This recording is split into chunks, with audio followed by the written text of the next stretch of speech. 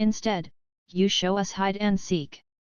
At that time, Mr. Fang gave a moderate show in which he didn't get lost, but he couldn't show off any special plays. In fact, some rumors even said that Mr. Fang was so scared afterwards that he was paralyzed by fear and couldn't walk. To get the desired effects, Sala even asked about it secretly in the group chat. The responses were: Su Tianji said, "Good idea. This will definitely scare the scummy shop owner senseless." Nalan Mingxiu replied, "I think it can be done." Song Qingfeng chimed in, "Awesome. I like your idea." Therefore, these elves were confident with their request. While staring at Mr. Fang with her big eyes, Sala asked him, "What about it? You're afraid?" "Afraid?" Mr. Fang thought for a moment and said, "It's just a game. There's nothing to be afraid of." "Ha! Nothing to be afraid of? We thought so at the beginning of the game too." "The shop owner must be bluffing," Sala said in a low voice. "Yet," I asked in the group. "He played a similar game before and was an average player," Rowling agreed. Some rumors even said that he was paralyzed by fear and couldn't walk in a while. "Humph! He will be scared witless this time," Sala said. "That's what he deserves for frightening us. So many of us elves got scared, that's despicable." A group of elves stood behind Mr. Fang and watched him play in a hurry. In addition, "I'll go buy a bag of potato chips," Rowling said. "I'll get a box of spicy sticks." Sala thought it would be great to eat snacks while watching the shop owner get scared. "Bring me one box." Elder Sewell said immediately, "One bag of potato chips too." With snacks in their hands, the elves brought over a bench so that they could sit behind Mr. Fang and watch him play. During the process, they contributed to the revenue of the shop. Influenced by the elves, some assassins and even passers-by also bought potato chips or other snacks. Soon, a large group of people stood behind Mr. Fang. "Someone is playing this game again. He will surely be scared to death."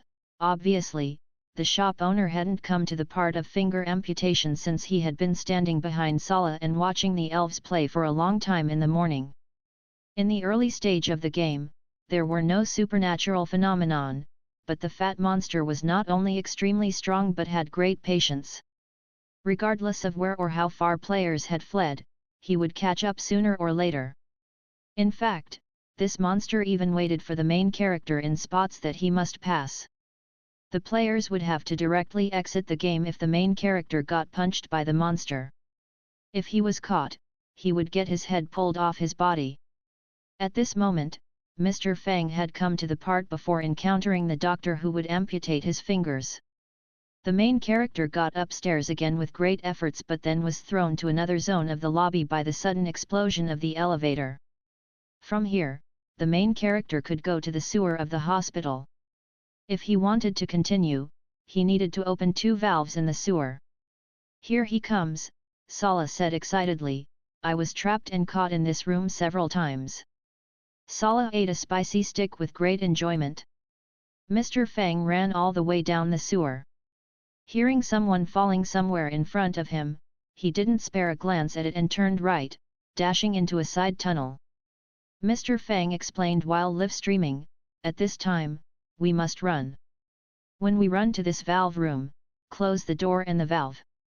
At this moment, all the players in old shops and the new shop were watching the live stream. Sala said smugly, "You're trapping yourself inside, right? Ha ha ha. You dug a grave for yourself." Sala ate a mouthful of potato chips. Then, Sala heard Mr. Fang continue to say, "Now, we have only one way out, and the monster is coming from that way. At this moment, we must keep calm since we can still do something here." Mr. Fang turned around and saw that there was only one light bulb in the valve room, and it could only illuminate the area around the valve. The corner further away was pitch black. Mr. Fang squatted down in the darkest corner on the right of the entrance. At this moment, the iron door of the valve room was crashed open. What would an ordinary person think right now? They would search for barriers such as lockers and chests which one could hide behind. You must keep calm and think from the opponent's perspective and do the opposite, hiding in a place that he thinks no one would hide in. Mr. Fang squatted in the corner and could see the fat man standing a few meters away from him without any barriers between them. The fat monster looked around and saw darkness in the corner. Then, he walked toward the depths of the room where he thought people might hide in. Then, Mr. Fang stood up calmly and slipped out the door. *CK.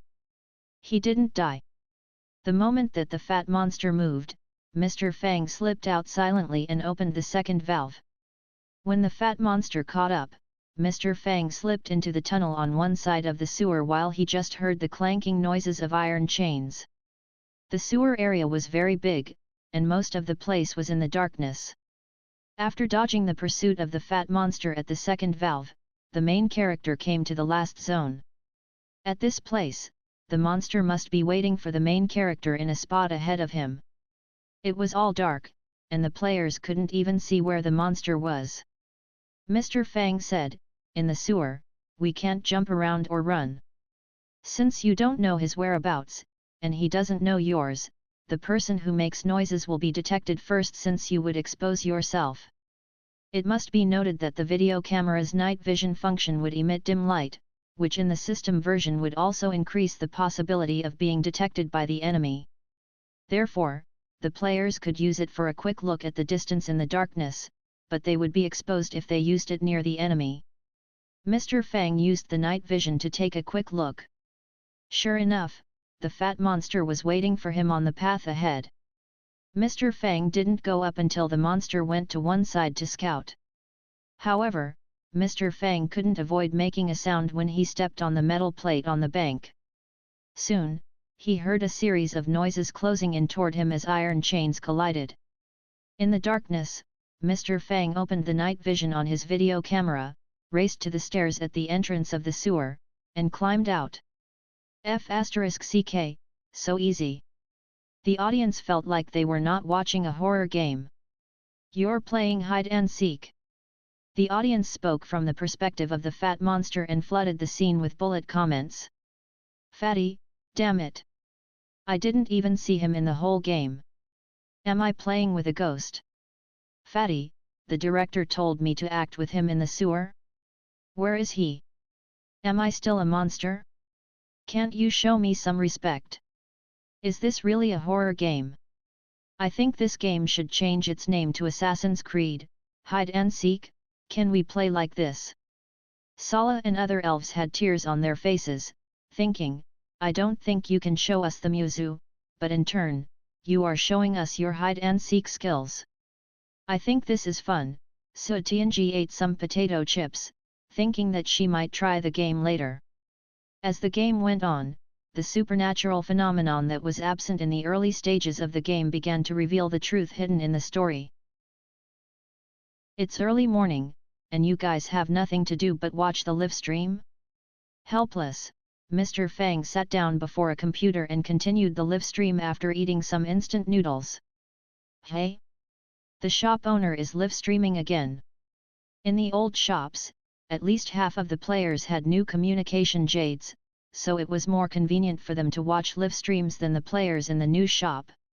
Some elders of Liu Yundaist Palace and disciples of the Cloud Ocean faction began to watch the live stream while having morning tea in the passenger spiritual boats to Zhuhua City. "Hey, the live stream is on again."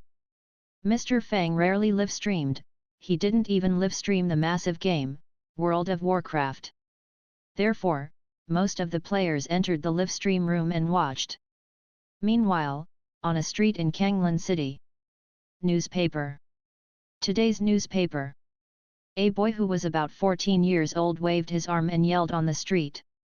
As an autumn leaf slowly landed on the ground in the morning breeze, this boy suddenly felt the air turning cold and murderous. "Give me a copy."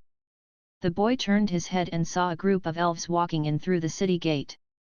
The leader was a silver-bearded old man who was holding a silver staff with wood whisks. This old man's grayish-blue robe looked ordinary but was exquisitely made. On a closer look, one could even see exquisite embroidered leaf patterns which were the unique decorative patterns of the elf clan. 5 copper coins. The boy handed him today's newspaper immediately.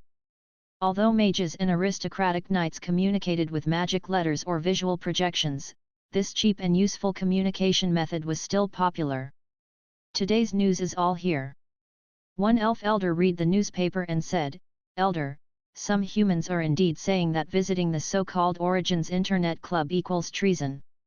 Look, the newspaper says that there are."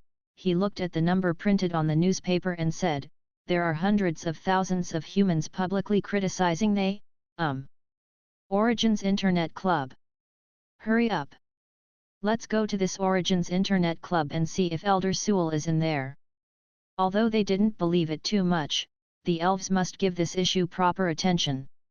Meanwhile, in the alchemy room that wasn't very spacious, the stout mage dressed in a black mage's robe looked excited while words appeared on the magic letter line after line. He seemed to be in a magic forum focusing on mystical realms. Then, this mage reopened a post named "Love the Legend of Sword and Fairy," and under the post was a comment from him. "Are you referring to the mystical realm in which the heroine is a thief?" "What? The heroine is a thief? This mystical realm named the Legend of Sword and Fairy has such an evil theme. Is it true? I was planning to visit that shop and try it." Sure enough, this mage saw many people replying to this comment. Yet, not only is the heroine a thief, but one of the main characters is a traitor of his faction. Besides, someone tested the so-called artifact making in the Legend of Sword and Fairy and found that it's useless. Remember, don't trust the Legend of Sword and Fairy. Ha ha ha ha. After replying to many comments, this mage cheerfully opened another article which was posted by himself, listing 10 reasons not to play World of Warcraft. In the post, the mage quoted many professional comments of some masters. Next to his post, there were other posts such as "Don't let garbage mystical realms mislead you in aesthetics," "Holy light spell in World of Warcraft mystical realm was tested to be useless," and "Don't be fooled by it." These posts almost flooded the whole forum. As a mage of the Royal Magic Union, Dicas bought a bowl of instant noodles this morning and began browsing this magic forum. Suddenly, she saw the post titled "The heroine of the Legend of Sword and Fairy is a thief. The main character is a traitor. Han Lingsha used the proceeds that she took from the tomb to help the poor people. And why are they trashing Yun Tianhe?" While reading these posts, Dicas replied furiously, "Have you played it? Don't talk about things you don't understand. How come they are hating on the game so blatantly?" In the not-too-big alchemy room, the mage heard a beep. Someone replied. Seeing Dicas's reply, this mage sneered and replied, "Another traitor." He first tossed out the accusation without hesitation. "Ahya!" Dicas was enraged when she saw this reply. She almost threw her cappuccino onto the floor. Dicas felt like crying in fury.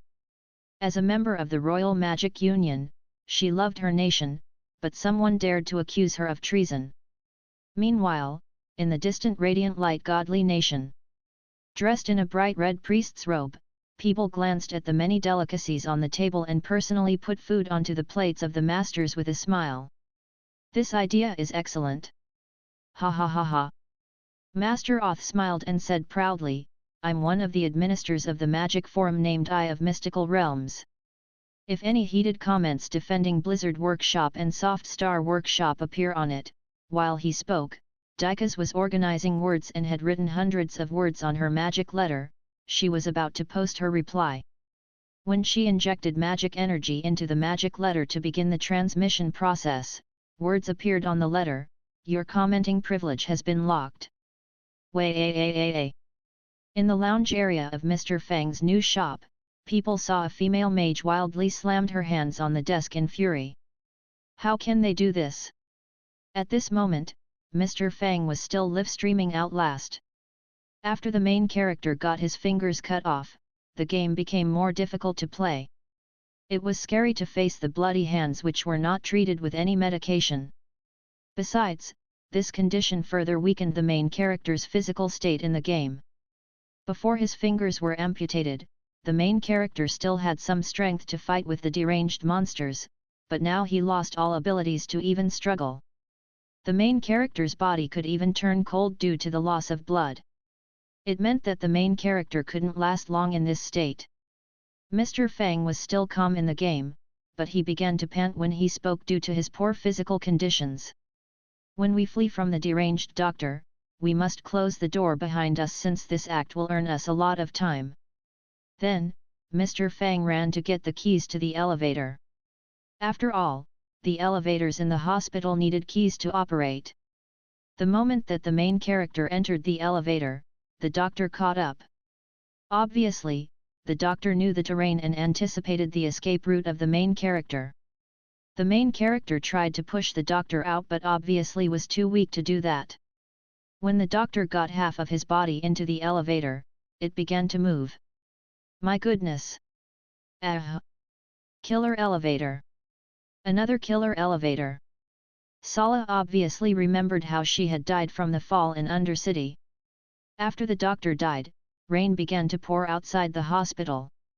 The ominous presence got thicker in the darkness while the whole atmosphere of the game felt even creepier. It felt like something was trying to crawl out from the gloomy darkness.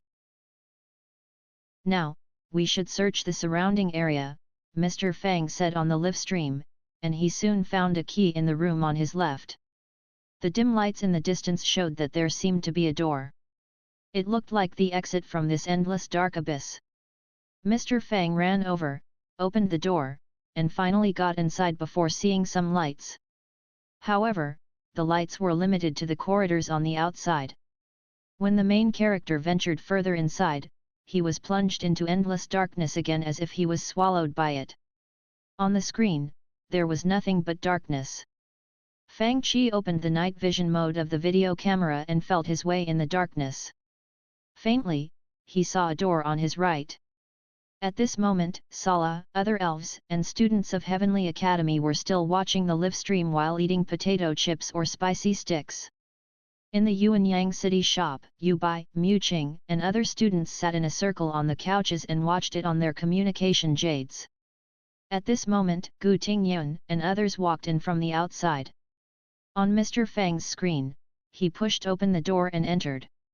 Suddenly, through the night vision of the video camera, Fang Qi saw an extremely creepy figure floating from the depths of the corridor outside the door and coming before him in the blink of an eye. Ah! The elves who were watching the live stream behind Fang Qi almost huddled together in fear. Startled, Mu Qing's hand shook, and she threw out her communication jade. Gu Tingyun had just pushed the door open and entered the shop at this moment. Thud! A communication jade hit his head. Mu Qing was at a loss for words. When Mu Qing looked back at the screen. Hey? Nothing happened. At this moment, she saw that Mr. Fang had walked out from the corridor, climbed up a wall, and moved forward while staying close to the wall. Now, we will jump down. Do you hear the sounds of iron chains? Fatty is coming after us. Now, squat down and move forward close to the wall under the cover of the grass, we must not let him see us. In the system version, everything was more real, which meant that the main character couldn't even run in his current physical state. Do you hear the sounds around the corner? Mr. Fang continued, not able to find us, the monster will wait for us on the only route that we can take since it knows that we must go and find that priest Martin. Now, we'll retreat a bit first. Priest Martin was the only relatively normal person whom the main character had met in Outlast. On the one hand, he stopped the main character from getting out.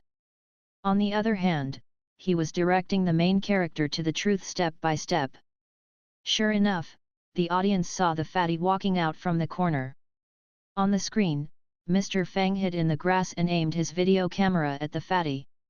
The fat demon-like monster looked around and didn't see the main character. The audience sent funny bullet comments and filled the scene. Ha ha ha ha! Awesome! Fatty, where are you? I'm so afraid, Mr. Fang, I'm observing you discreetly.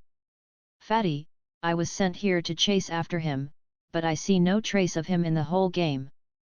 Ha ha ha. The bullet comments are so funny. The elves almost choked with laughter.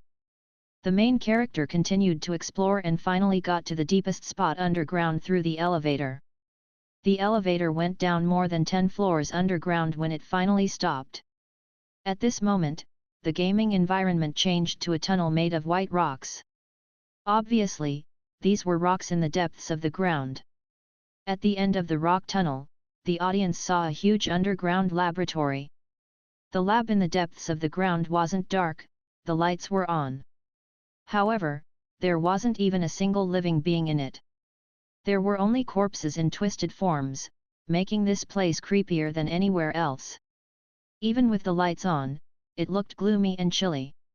The elves held their breath as they watched the main character venture deeper into the lab. Suddenly, a black shadow flashed past the corner of the tunnel. Without thinking, Fang Qi controlled the main character to turn and run. A black shadow ran after the main character at a greater speed.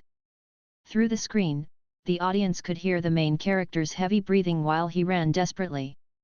It felt like one touch of that shadow would bring extremely horrifying results. The main character raced all the way back. The moment that he opened the door, he saw a fat demon-like face. Ah! The sudden sight startled the audience. Then, a huge hand caught the main character and threw him down heavily. At this moment, the screen turned blurry. Just as this demon-like fat monster was about to attack the main character again, it was suddenly pulled up into the air by an invisible force. Then, he was viciously thrown onto the wall. The fatty's body, which was hard to injure with sabers or swords, now looked defenseless. The fatty howled and struggled while it seemed like this monster was lifted by something invisible and thrown onto the wall, ground, and ceiling like a ball.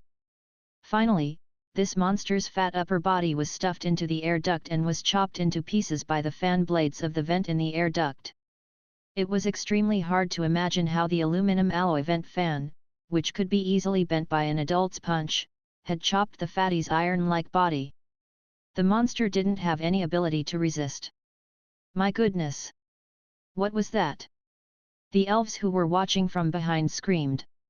It wasn't that these elves had never seen ghosts before, but they had never seen any other ghosts so powerful before. After the ghost left, the main character found the doctor who was kept alive on a breathing machine. The answer to why the ghost didn't kill the main character was revealed. The ghost was an entity with two consciousnesses, and one of which didn't want to kill the main character.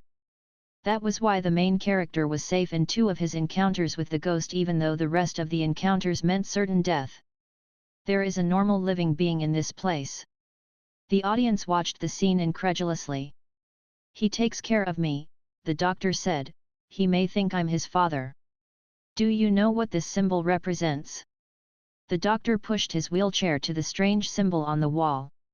It warns of a nanohazard. Nanoscopic machines, technology we have had for decades, but never mastered. Turning the cells of human bodies into nanofactories.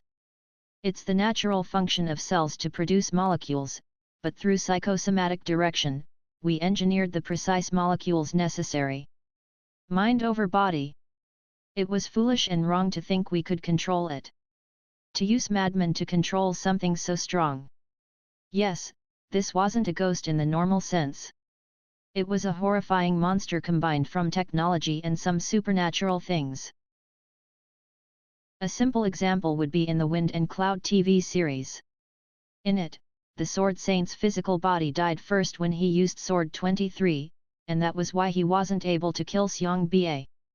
Now, the main character had to destroy the physical body of this ghost to kill it. Usually, it wasn't something that an ordinary man with severe injuries and poor physical conditions could do.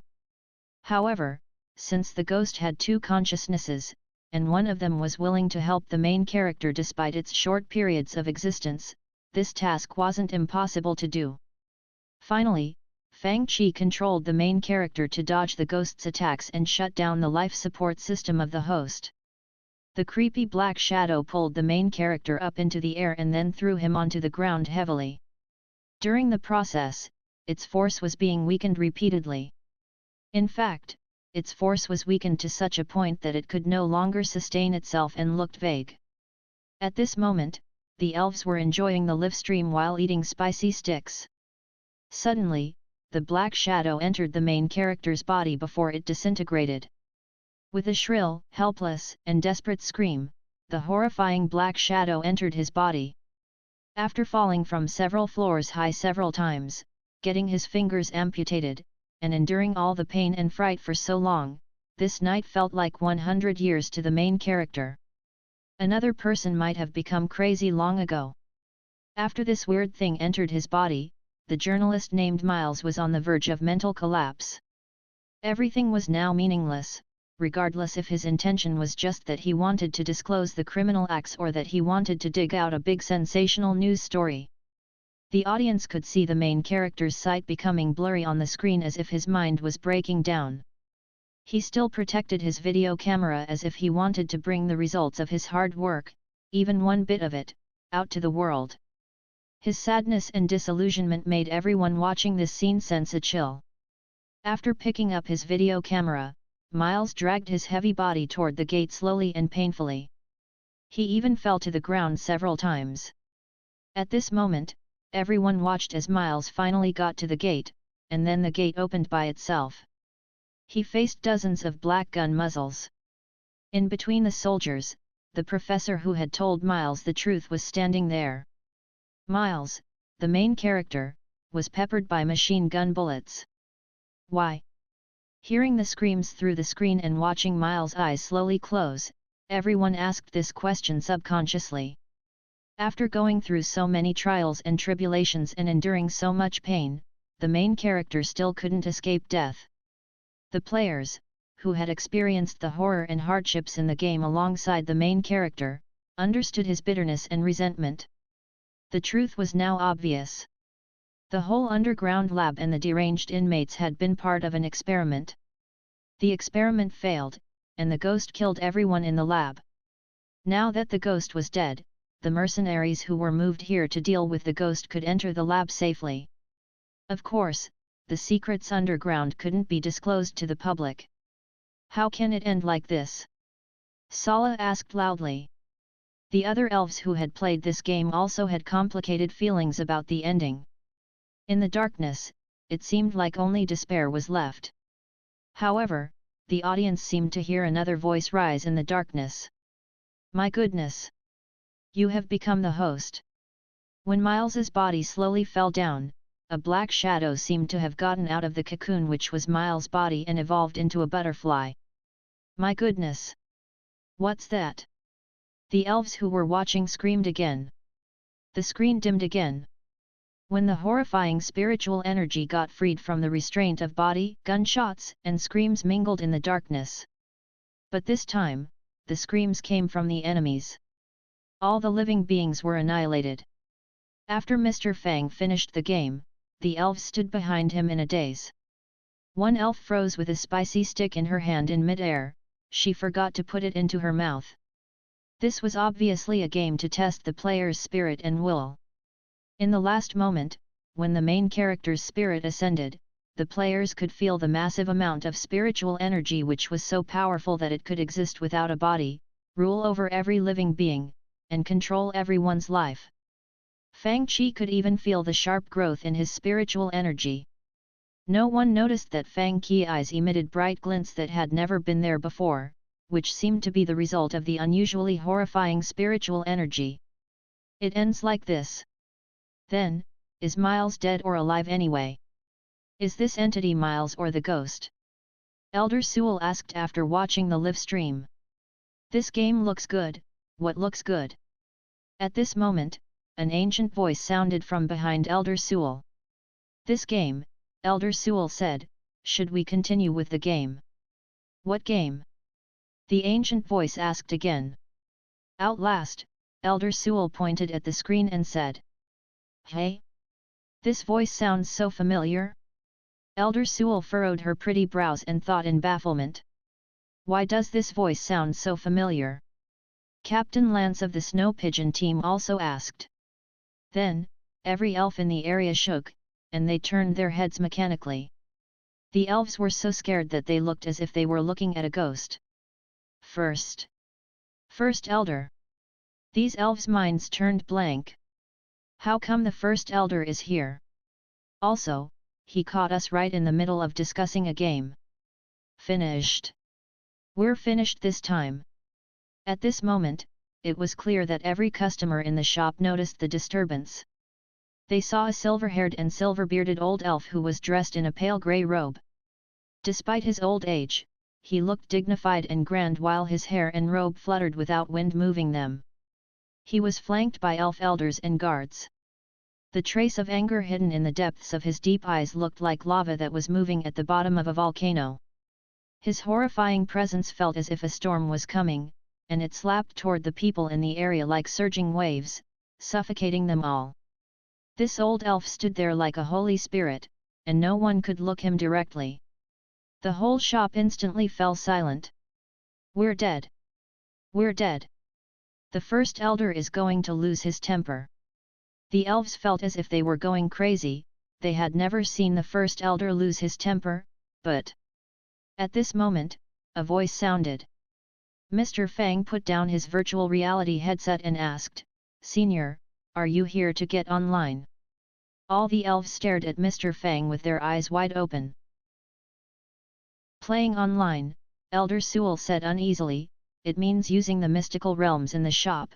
What's so special about the mystical realms in this shop?" Another elf elder said with a snort, "They are all humans' mystical realms. Are they any different?" "This mystical realm is different," Elder Sewell explained. "How is it different? I've experienced all kinds of mystical realms. What new tricks can it have?"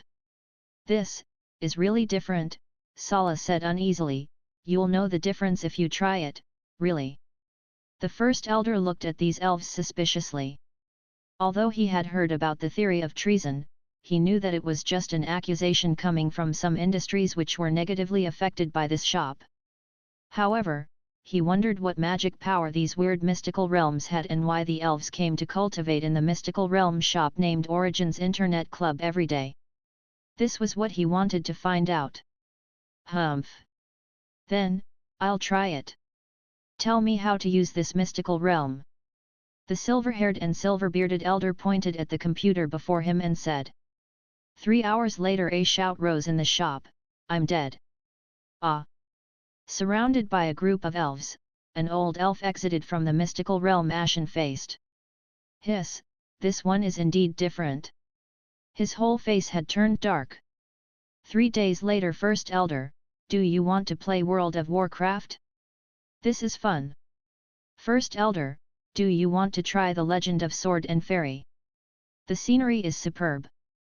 First Elder, "You might want to try Assassin's Creed."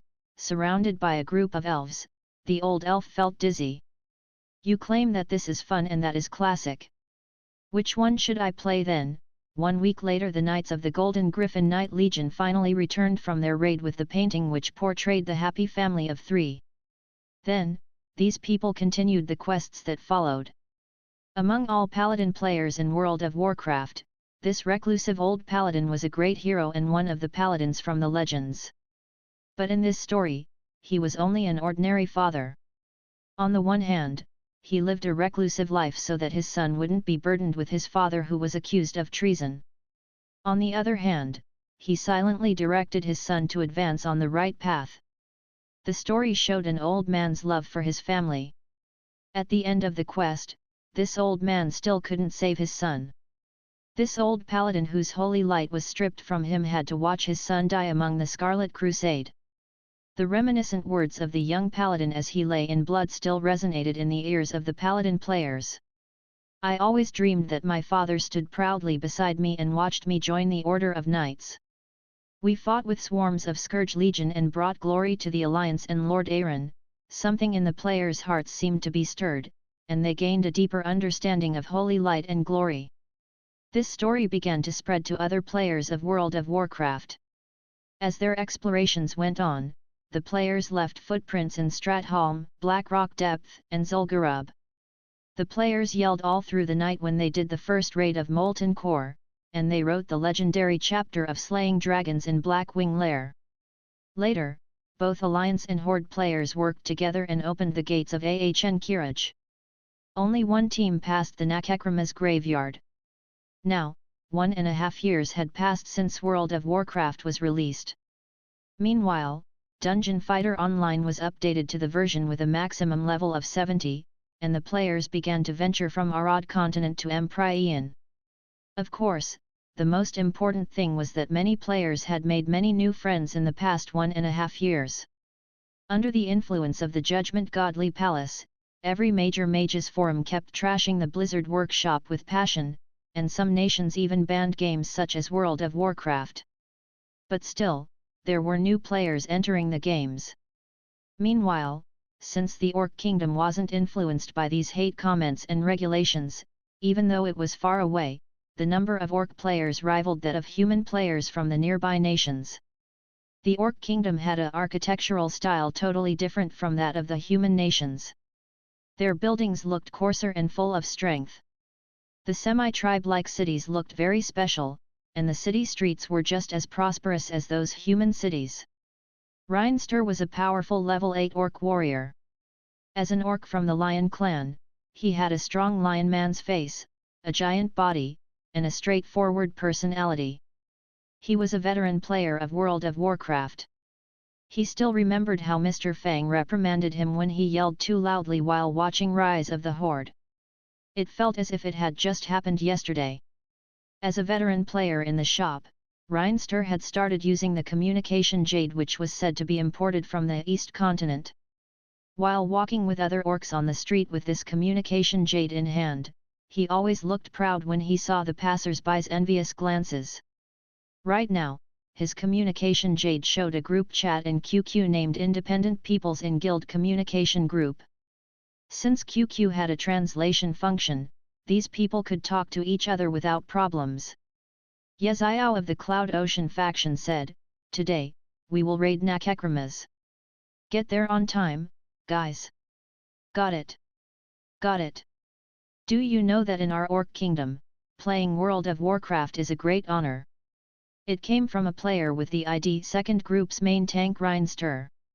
I'm envious of you, Uncle Reinster. A mage with the ID Lily said. Here is the latest news. The Burning Crusade World of Warcraft max level 70. I just got it. A cultivator with the ID Bailang posted a short video in the group. Obviously, he was a veteran player from the old shop. New version? Are we going on raids again? Yeah. Yeziao said, the first group is arranged. Uncle Reinster, please lead the second group. Okay. He posted an okay emoji. Ha ha ha. It feels so good to be with these young people. I feel energetic all the time. Walking on the street in the Orc Kingdom, Reinster laughed and said to his companions. At this moment, the ground shook violently. The land quaked as dark clouds covered the sky.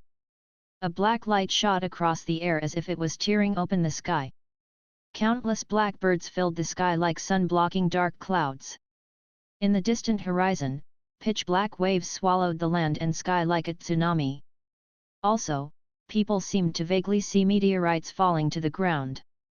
Another huge noise sounded. A communication jade dropped to the ground, still showing the virtual images of the Burning Crusade in which Illidan spread his demon wings and roared before falling into the depths of the abyss that appeared as the ground cracked. The sun had just risen, and the radiant lights shine through the morning clouds. I have been prisoned for 10,000 years. A deep voice sounded as thunder rumbled in the sky. I was then expelled from my homeland. Now, you dare to trespass my territory? You are seeking death. Wow! Who's this? The assassins were also watching the trailer. Although they hadn't seen the entity who just spoke, they felt like this being was lofty and grand after hearing it. In the next scene, blue-skinned Dreenies opened scrolls. The beautiful palace decorated with crystals glittered as if holy lights were flashing inside. This scene signaled that in the new version of the game, the Alliance would have a brand new race. Sunlight dyed the distant clouds golden. Under the red maple trees, the beautiful blood elves caressed the mana WIRMS that seemed to be a little vague. Yay! Blood elf! Sala pointed at the elf who was wearing a bright red priest's robe in the virtual image and said, "Finally, I can choose blood elf now, right?" In the battleground, orc warriors swung their swords fiercely and fell as messy arrows shot them. Behind them, blood elf priests lifted their magic wands, and then holy light fell. Elves almost screamed in elation, "Arise! My warriors! Ahia! The horde players can choose priest too." Above the desolate land, the dark green clouds in the gloomy sky looked as if they would fall at any moment. A demon sat on the top of a mountain. Then, it slowly stood up, revealing its powerful iron-like body. "Who is this? It looks powerful," Alina exclaimed while she watched this. Other assassins were also enthralled by this trailer. "This is Illidan." Sala looked disdainful. "How come you don't know it?" "Ah? What one egg? How come I don't know this name?" The assassins looked puzzled. After all, they had also read the official novel and played the game. "How come only you know this name?" TL note, in Chinese, Illidan's pronunciation sounds like one egg. In her communication jade, Sala dug out a screenshot of a small game named Warcraft. This is a small game in Xone. Other than Illidan, there are also Sylvanas and Arthas in the game. "Hey? We have such a game." Looking at the exquisitely made little figures which were totally different from those in World of Warcraft, which was a virtual reality remake, they asked, "Why isn't it included in World of Warcraft?" At this moment, Illidan leaped up into the clouds and spread out the demon wings. With the silver moonlight shining on the pitch-black demonic presence, he looked down proudly and said, "You are seeking death. My goodness! This person looks powerful. Tell me how to play Warcraft that you just mentioned? Can we increase cultivation strength in this game too? I want to play it too." Alina exclaimed. It doesn't increase your cultivation strength," Sala said in embarrassment. She was embarrassed to introduce others to a game that wouldn't increase their cultivation strength. "I don't care. I want to play it even if it doesn't increase my cultivation strength." Alina waved her hand. "Does it tell us the things that this Illidan did in the past?" "It does. This Warcraft is very simple." Surprised that Alina still wanted to play the game without the benefits of increased cultivation strength, Sala immediately explained the small game named Warcraft to her. Different from World of Warcraft, Warcraft is played with the mouse. Many of the stories are about events in World of Warcraft. But you can play this loading map. We now only have this one map called Loading Map of Midnight Pig Butcher. This map is made by the shop owner. How come the shop owner loves this kind of names? Alina heard the name Loading Map and found it to be quite strange. "Where did you find this kind of stuff?" "New Snow told me," Sala said. "There are many interesting small games in Xone. There are cartoon and anime too. IMT is super fun. Do you want to watch it?" TL note, IMT is a popular Chinese Warcraft cartoon. "Oh, she's one of your friends from the East Continent, right?" Alina asked with sudden understanding.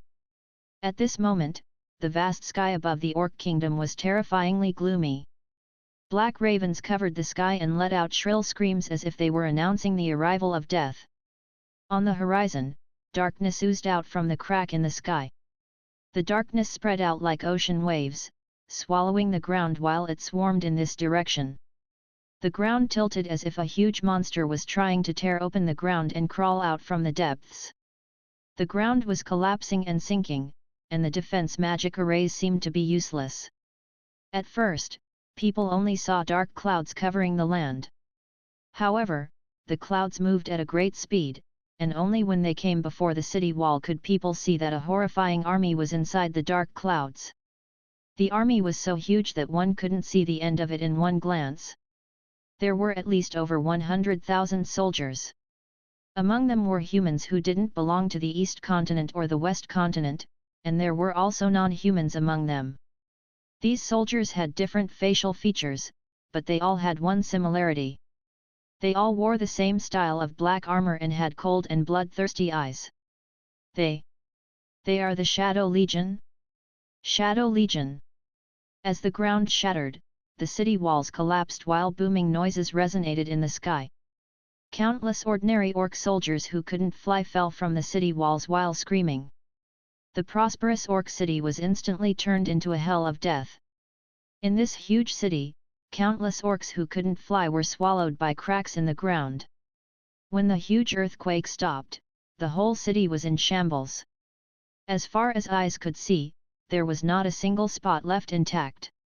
According to legends, wherever this legion went, it would turn the place into scorched land of death.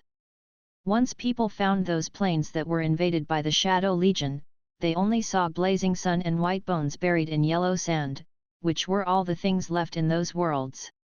Some people joined the Legion due to fear, which was why there were all kinds of races among them, even including saint-level human masters. They were the nightmares of the world. A huge shadow slowly landed from the sky. It was a huge demon-like dragon that was over 10 meters long, and it had 2 horns on its head. Crack! A huge figure which looked like an iron tower got off from the dragon. Cackle! This figure let out a series of gloomy and cold laughs while it lifted a huge sword. Then, the sword slashed down heavily. Boom! The sword hacked open the ground and left a huge crack, but no blood dripped down. Hey! This figure looked up and saw a tall lion man dragging the kid to the side. Anyone else alive? Reinster asked. A few soldiers walked over and gathered around him. Some of Reinster's orc companions climbed out of the shambles. Before them, the 100,000 soldiers of the Shadow Legion looked like an ocean. Looking at the knight who was riding the huge shadow dragon, Reinster knew what force he was facing. He was facing the legendary existences that had only existed in the ancient prophecies and poems. All the orcs looked horrified. However, despite their disbelief, they must force themselves to accept the fact before them. These existences had returned from the legends. Shadow Demon Dragon? Death Lord? Druz. Beneath the rusty and decayed armor, the pair of eyes that appeared as deep as an abyss seemed to look through the void and into the ancient past. The cold gaze seemed to contain no human emotions. What's going on today? In Zhuhua City shop, people were missing from not only independent peoples in guild but many other guilds as well. Ye Xiao had been sending messages with her communication jade. Is anyone in the second group online today? The main tank is missing. Several DPS players are not online either. What's happening? Ye Xiao glanced at the time. Didn't we agree that we will raid at noon? At this moment, Ye Xiao saw a message from a player with the ID Professional Healer Paladin Elvin. I'm not familiar with this guy. What does he want? Ye Xiao remembered that they had added each other as friends when they played together with Royal Clan Guild, but they had never talked to each other. She immediately clicked on the message and read it.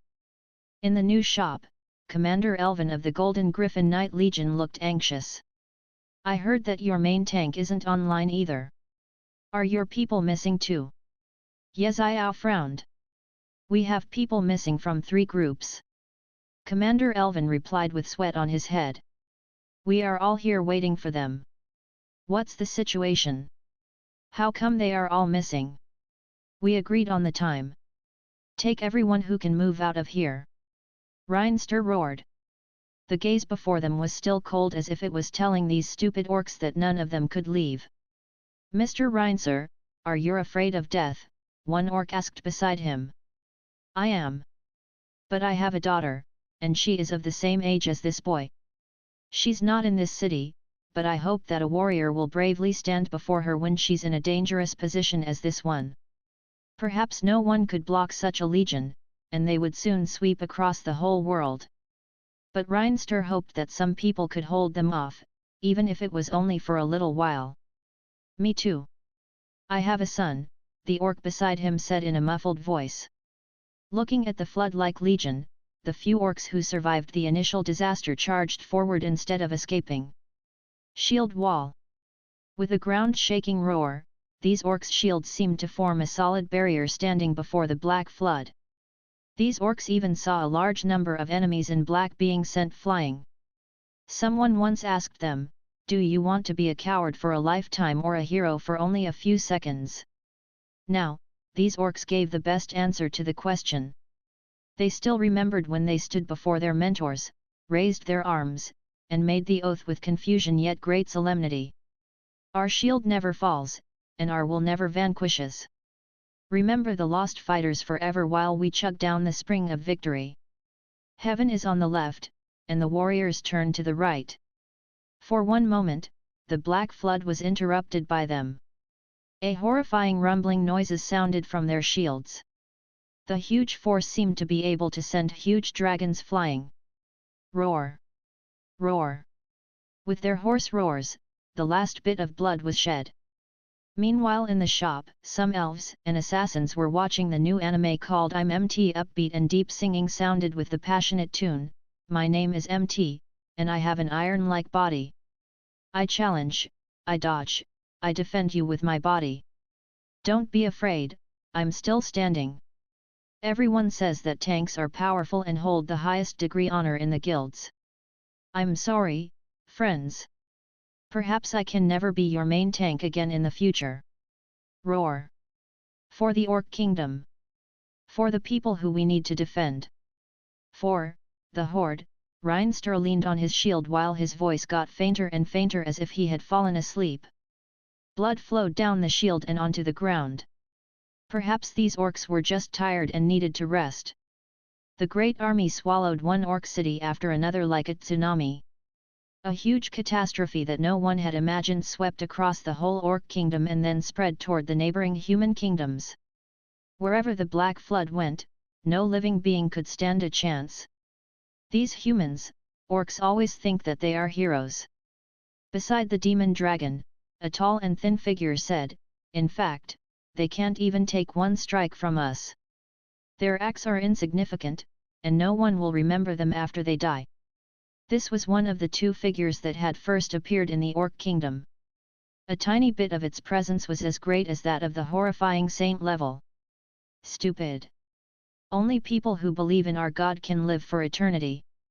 Our God once said that the war among gods is a war of faith. Except for the gods who made it clear that they are staying away from the war, everyone else is pawn, hee hee. They are a bunch of pathetic ants. From this day on, some players of World and Warcraft never got online again. Commander, I can't get through to them either. Commander Elvin seemed to be thinking about something. "Miss Helen, do you want to play this Warcraft?" The shop owner made a new map named Wind and Cloud. "They say it's super fun." Sala called on the other side of the shop, "We just need one more player." Coming.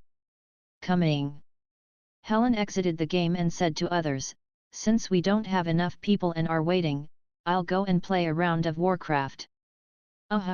Commander Elvin nodded, looking not as casual as usual as if he had something on his mind. "Hey? Why do you look so absent-minded?" Sala had begun the game with other elves for a while now. Sitting at the computer desk in her zone, Helen clicked on her mouse abstractedly. "I don't know," Helen moved the mouse aimlessly. "I feel a bit uneasy." "Do you think that something happened to them?" Sala also felt uneasy, but she tried to soothe Helen, "Don't worry. Didn't you say that those warriors in your group are mercenaries in the Orc Kingdom's mercenary union? Perhaps they received an urgent mission." "Right." Helen nodded with force. "The business in the real world is more important." Since they came early each day, they liked to sit at computers close to the counter and thus were close to the entrance. Suddenly, they seemed to have felt some disturbance behind them. They turned their heads and saw that people on the prosperous street outside the shop were swarming toward the direction of the White Pigeon Square. "What's happening?" Helen suddenly froze. She had never seen people look so anxious and panicky before. Although Mr. Fang's shop was not in the core area where the high-level aristocrats lived, it was in one of the most prosperous zones in Kanglan City. Even a small aristocrat would be disciplined from youth to be composed and well-mannered, and these people would never scramble to run to a place with crowds in public. What the heck is happening? Helen grew even more anxious. Should we follow them and check it out? Sala suggested. Before she could finish, some mercenaries had run out of the shop toward the crowds. Hurry! Let's go and see what's happening. These people ran out of the shop, followed by the whole Golden Griffin Knight Legion, mages of Royal Magic Union, and other players. On the White Pigeon Square, many humans in Kanglan City gathered here. There were also some dwarves and elves. We will be playing an urgent announcement. On the spiritual spell visual projection, there was a female mage who was wearing a white robe with a badge of Magic Communication Union pinned on her chest. According to the latest news from the front line that the Military Intelligence Department gathered, the Orc Kingdom and neighboring human nations are conquered. The enemies are still unknown for the time being. In the spiritual spell visual projection, the long-range visual projection spell turned the visual to the sky above a city in the Orc Kingdom and showed that the previously prosperous city had been turned into a pitch-black scorched land.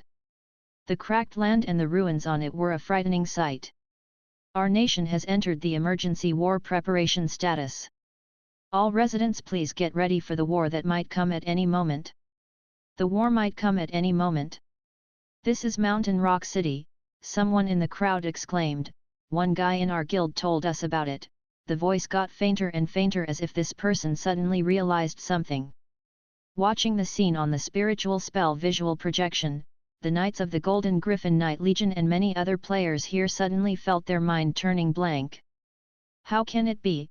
Loud discussions erupted in the crowds. May luck be with the people who are alive, and may peace be with the dead, a noble lady murmured. However, they were outsiders and wouldn't understand what this meant to some people here today.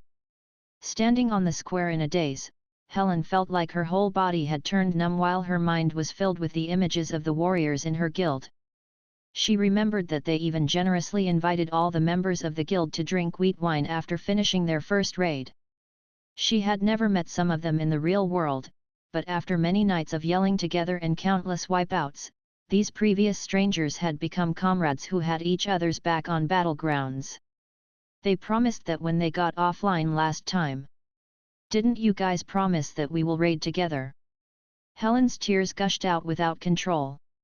Carrying a two-handed huge sword on his back, Commander Elvin, a sedate middle-aged man, had never looked so bitter before. His face paled a little as if he couldn't bear the departure of his friends. Together, they had conquered terrifying enemies one after another, but he had never imagined that these trusted teammates would fall in such a way. Commander, seeing the helpless glances from the other knight in the Legion and the lost gazes from other players, for some reason, he heard the oath resonating in his head. From now on, I'll embrace holy light with my heart, protect the weak with my sword and shield, and vanquish evil with holy light. Humility, honesty, compassion, valor, justice, sacrifice, honor, and spirituality are the 8 virtues that I'll never forget. Will not fall as long as people need our protection. Perhaps it was only an oath that these paladin players had casually made in the virtual world, and they hadn't taken it seriously. But now, Elvin suddenly understood that since he had chosen this class and took those words to heart, it meant that he agreed with the code in his mind. Slowly, Elvin drew out the two-handed big sword from his back and pierced this heavy sword that was close to the height of a person into the stone ground before him, making the ground seem like it was as soft as tofu. I, Commander Elvin of Golden Griffin Knight Legion, here swear. If you're still alive, I swear with the honor of Paladin that I will defend you to the last moment. If, Elvin paused as if he was bracing himself for the worst possibility. Regardless who your enemies are my enemies. I'll battle to the last moment in your place. I'm born for honor and die for glory. Like my sword, I'd rather break than bend. At this moment, all the paladins yelled hoarsely with red eyes, I'm born for honor and die for glory. Like my sword, I'd rather break than bend. Bend. Although most of their good friends were from Zhuhua City, a few members of their guild seemed to be missing. Thinking of the disaster and the missing players, the players' hearts sank. I heard of rumors about them when I was young, the silver-bearded and silver-haired first elder of the elf clan said in a deep voice. No one knows where they come from and what their purpose is. In every plane and every world that they went to, they destroyed all the living creatures. In the knowledge of people in the Nora continent, this almost endlessly vast world was surrounded by many planes or worlds, including the smaller ones such as the Elf Royal Palace in Silver Moon Forest and the larger planes such as the continent of Immortal Relics. They battled in plane after plane. Their leader is said to be an existence closest to a god. Only God's miracles can hold them off. We've been searching for the traces that they left in this world with the hope that we can stop them from bringing catastrophe to this world. The silver-haired and silver-bearded elf elder who was extremely old sighed. Still, the inevitable came. The name Shadow Legion might mean nothing to ordinary mercenaries and aristocrats, but it was a horrifying name for those who had access to the core secrets of the world. Its most recent pillage caused the demise of the Avil Empire hundreds of years ago. That empire was once a place full of sunshine, but now it was engulfed in darkness and became the headquarters of the Underground Council. Of course, with the expansion of the Brotherhood, many members of the Underground Council had joined the Brotherhood. With red eyes, Alina said to the knights in a loud voice, "Please count us in." Meanwhile, in the Royal Magic Union in the Morning Light Empire, Grand Mage Adolf wasn't watching the spiritual spell visual projection with others on the square. However, with his background, he had much more information about the current situation than all other people. Before him was an ancient-looking magic crystal platform, and a pure and clear magic crystal ball was inlaid on it. In the flowing magic lights, a layer of white mist appeared in the transparent crystal ball. Then, the mist revealed a scene that looked half real and half fantasy. Countless black ravens soared in the pitch-black sky as if they were declaring death to everything they saw. Then, a huge dragon spread its wings which seemed to be able to block the whole sky. Suddenly, Adolf shook violently and then spewed out a mouthful of blood. The gaze in the sky was turning toward the direction of the area in the crystal ball where Adolf was looking at. A hill-like figure wearing decayed armor was revealed in the endless dark clouds in the sky. It lifted its huge hand, and everything on the ground including the rocks, soil, city walls and houses was sucked up by a horrifying invisible force. Countless debris, houses, trees and living creatures were lifted into the air by an unrivaled force. Then, the whole city was shattered. At this moment, in the distant Judgment Godly Palace, all kinds of delicacies were placed on a long desk that was more than 10 meters long in the magnificent hall. A middle-aged man dressed in a red priest's robe picked up some food with his chopsticks and said, "Try this.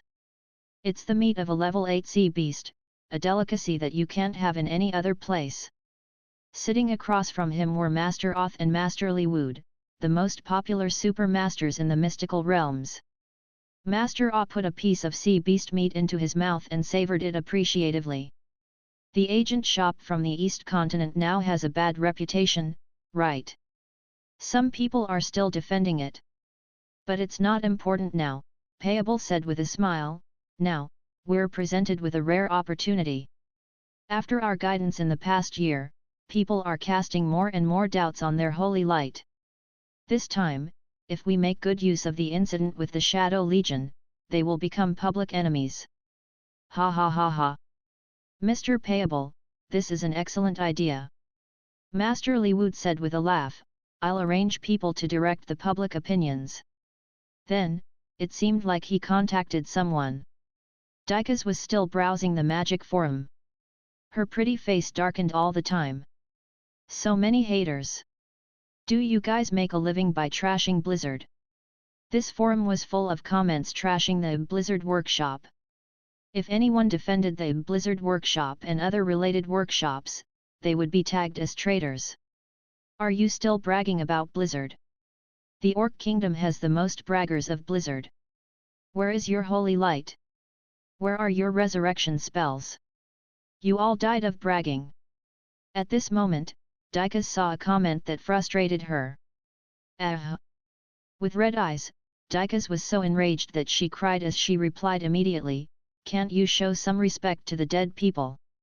At this moment, probably since he had played the time for too hard and too long, Mr. Fang had fallen asleep at his computer desk, AF King. Then, the system suddenly beeped with a prompt.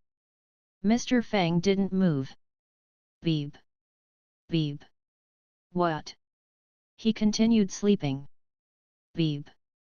Beep. Don't bother me. Buzz. A sharp whistle sounding like metal grating on glass came to his ears. He instantly woke up. What are you doing, system? Mr. Fang was puzzled. In his opinion, the system had got lazy in the past year since it seldom talked to him except for releasing some sequels of games such as Assassin's Creed, but now, two simple words appeared on the system interface, issuing task. Nonplussed, Mr. Fang thought, why are you suddenly issuing a new task when everything is fine? Is it going to be another new game? But the Burning Crusade was just released, right? Mr. Fang glanced at the task. New task, Holy Light Miracle Task Description, lead the players in the new shop to a glorious victory with Holy Light. Task Assistance Items, the Symbol of Life *5, Carrier Rock *2, the rock can make the figures whom the host has a synchronization rate of over 10% in the cultivation room appear in the real world for 5 minutes. It's an item for one-time use. Task Reward, Carrier Rock *1, the Symbol of Life. Fang Qi remembered this item well. This is the special item that the paladins and priests use to resurrect the dwarf when they learn the skill named Redemption, right? Why did you give me this item? And what is this carrier rock? At this moment, Mr. Fang saw a group of elves, knights and assassins running into the shop with tears in their eyes. What's the matter with you guys? Mr. Fang was baffled. What's wrong? You were all fine and cheerful only yesterday, why do you all look so sad today? He realized that this was a real disaster compared with previous incidents. Sir, I've decided. With red eyes, Sala said, we'll return to our elf forest today to gather our people, and then we'll go to the front line, I've decided too. Beside Sala, Assassin Harrison said, when we played Assassin's Creed, the Master Assassins taught us that the Assassin's Creed is free will. Now that some people are even deprived of the right to live, how can we have freedom? I thought that the things in the virtual worlds were far away from our real world, but similar tragedies are taking place right before us, Alina said, I'll return to the ruins of Avil Empire and gather more brothers. Nothing is true, everything is permitted. At this moment, Dwarf Elder Sok also walked up with a group of dwarves. I never thought that another workshop's mystical realms would be better than those of the lava studio of our dwarf clan. But the mystical realm, World of Warcraft, attracted me from the very beginning. I like the hardy dwarves, the delicious alcohol, and every inch of the land in the game. Oh ho ho! I still remember that in one raid, a young paladin was so nervous that he cast divine intervention on my hunter pet. In the end, we were wiped out and had to watch that pet boar laugh. Others all laughed when they heard the old dwarf telling the old story. It must be noted that it was a precious spell used to protect the priest and other players who had resurrection spells.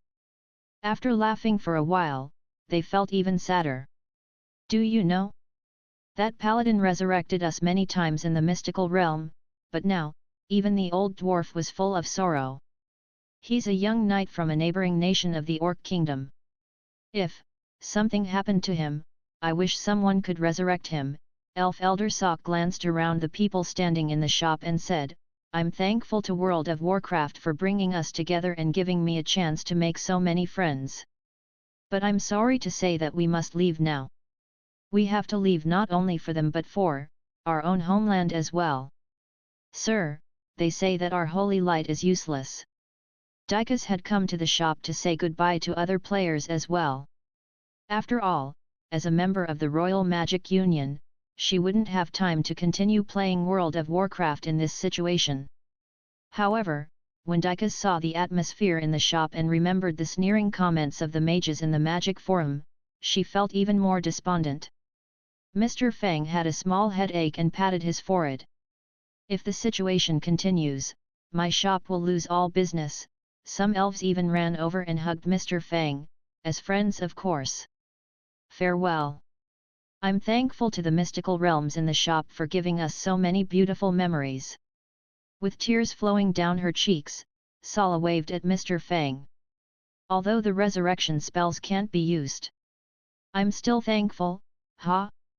What are you talking about? Mr. Fang looked at them. Who said that you can't use the spells? All the people looked at Mr. Fang and were stunned. At this moment, the huge army swarmed down south from the Orc Kingdom like a black flood, wiping out several small and middle-sized nations on their way. The humans on the Nora continent were divided into two big groups. One group included the Radiant Light Godly Nation and its subordinate Faith Nation. The other group included the Morning Light Empire and other nation which didn't require their citizens to believe in a certain god. Of course, some nations of the second group would lean toward the group led by the Judgment Godly Palace. The high-level officials of each nation obviously acted more swiftly than Mr. Fang, who had been oblivious of the situation. After all, Mr. Fang was only an internet cafe owner instead of a military officer. His main job was playing games. This continent had many masters come.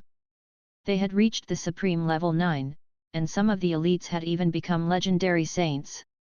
Under the crushing force of the huge flood transformed by the soldiers of Shadow Legion, the Selene Principality and Lianshan Principality sitting in the inland of the continent became the war zone between human nations and the Shadow Legion. Masters of the continent gathered there, and so did the elites from different nations.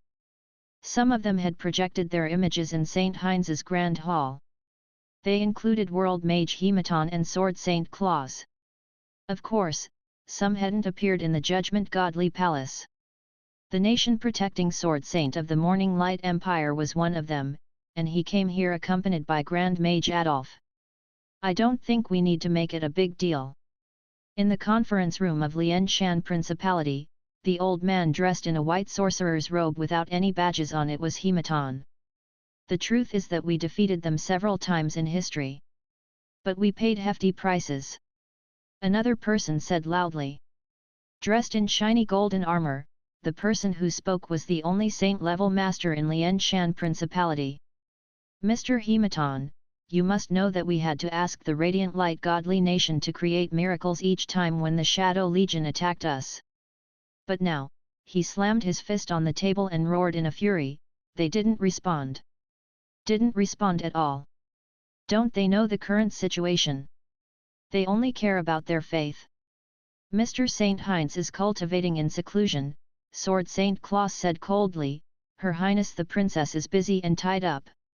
She sent me and a portion of the Godly Palace Legion here to help you. Mr. Claus, when did you begin to serve the Radiant Light Godly Nation? The man wearing golden armor sneered. I've sent messages to the Elf clan and the Dwarf clan, Adolf said, everyone, I think it's time for us to put down the grudges between different races. Although these people were here to discuss and come up with an answer, it was clear that they were not as friendly to each other as they claimed. One of them was Death Lord Draz, who rode the Shadow Demon Dragon. As the most powerful existence among the seven, it had the horrifying power that was rumored to be closest to that of a god, and its mount, the Shadow Demon Dragon, was said to have a strength of the same level. No one knew where it came from. Under the seven ultimate existences were super masters from different planes who had chosen to join or follow them due to fear. It wasn't strange to see true saint-level masters in the Legion. Right now, the huge figure sitting on the Shadow Demon Dragon gazed at the human city before it with cold eyes. Its gaze was indifferent, as if it had seen too many such cities which had eventually been destroyed. 13. Are they almost all here? They seemed to be waiting for something, and they didn't move.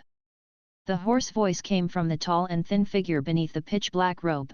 Do they really think that they can hold us off? Under the sky of the distant Lianshan Principality, several figures stood on the city wall which extended for dozens of kilometers while the whole city was in the highest alert state. Outside the city walls, a faint magic wall of light began to light up. Then, black cannon muzzles stuck out through the holes in the wall. These are the destructive level magic energy cannons.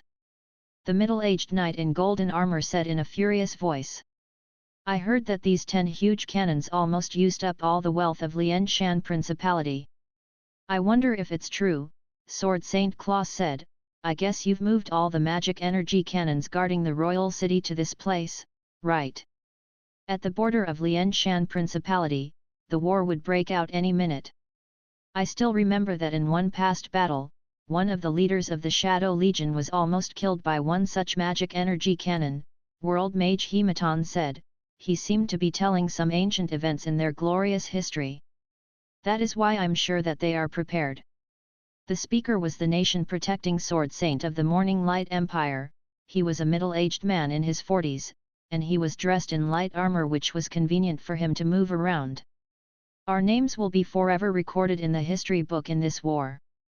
Sword Saint Claus put one hand on the city wall while he watched the large troops swarming toward the city. Meanwhile, in one of the magnificent palaces on the top of high mountains in radiant light godly nation. The inside of the palace was covered in countless big, bright, and clear crystals, and a woman lounged on the throne which was carved out of a giant crystal. Before her were the visuals from the battleground. What?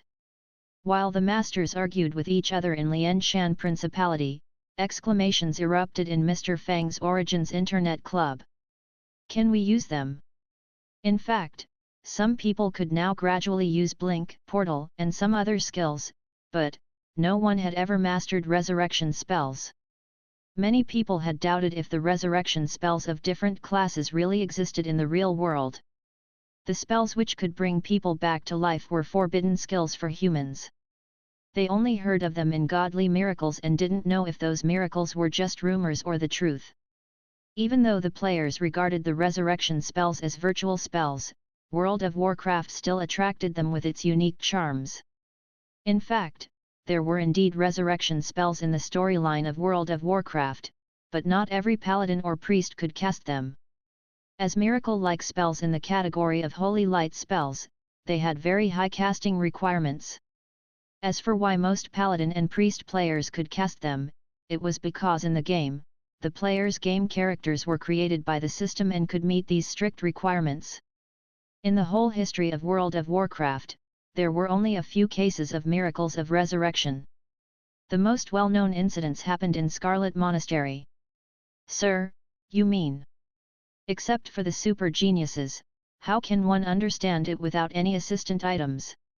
A game was just a game, and it must pay attention to the entertainment value while trying to make things look real.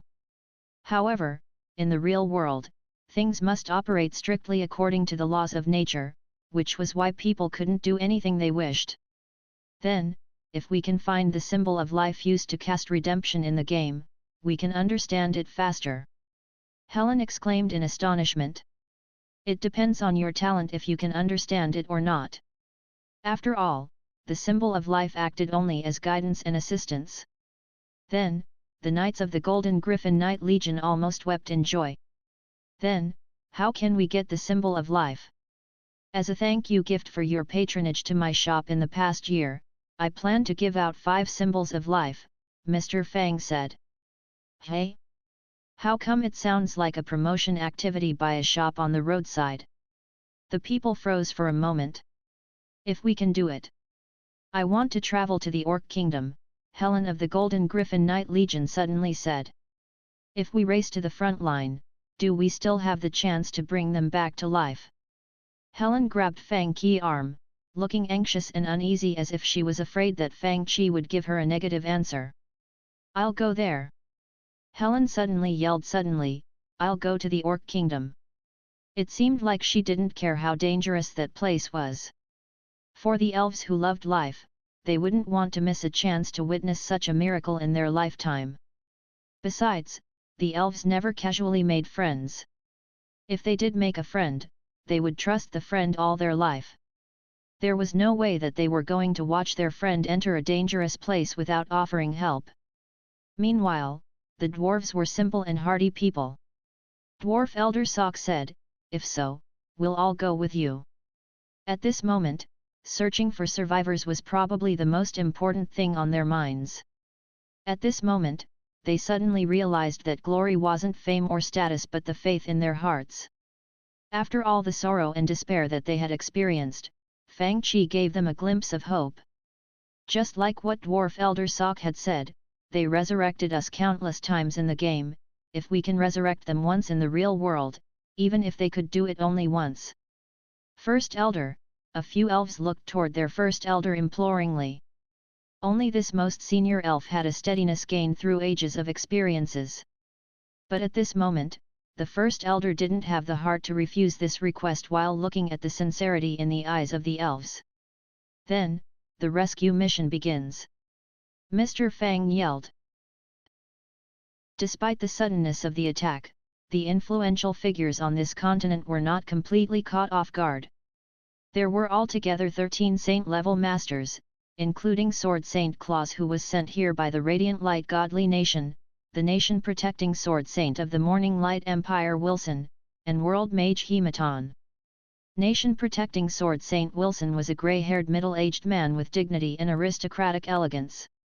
He was probably the saint-level master living closest to Mr. Fang. Kanglan City was in his territory. He would occasionally read and handle official documents in the quiet study room in the castle in Kanglan City. As the most talented genius in the Morning Light Empire, he was married into the Hemia family, which was regarded as a shame on his knightly honor by many people. Therefore, few people knew that the Empire's Sword Saint had a daughter in the Golden Griffin Knight Legion, a second or even third-tier Knight Legion. As the top masters on the whole continent, they seldom paid attention to information about workshops or mystical realms since those things were meaningless on this level. Standing on the right of these people was a middle-aged man dressed in a dark brown mage's robe, and his beard was short and unshaven. No one would think that this disheveled middle-aged mage was in fact the current leader of the World Magic Union. On his right stood a woman dressed in a robe with dark golden patterns. Under the hood of her cloak revealed fiery red lips and an exquisite chin. On her chest of her robe was an exquisite embroidered logo of the Alchemist Union.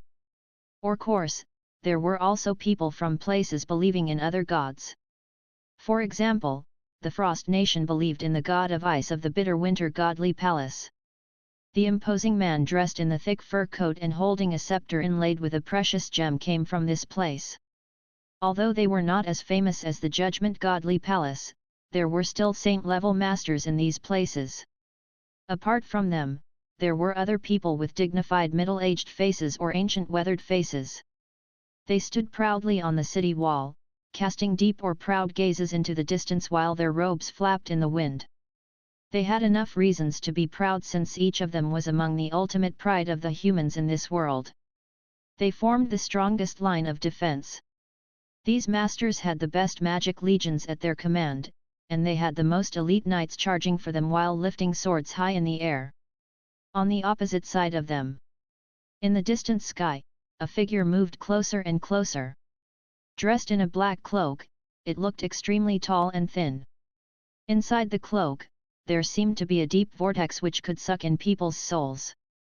"What did you find?" The existence sitting on the shadow demon dragon finally spoke, and its voice sounded dry and hoarse as if rocks were grating on the ground. No, they seemed to be searching for something and didn't spare much attention to the ultimate masters among humans who were before them. Meanwhile, in the high broken cliff at Heavenly Abyss Sea in another world, cold rain kept falling, and ocean waves surged up and crashed onto the reefs on the shore. In the chilly rain, a tall figure enveloped in a black robe slowly pulled up the hood which covered his face all year round.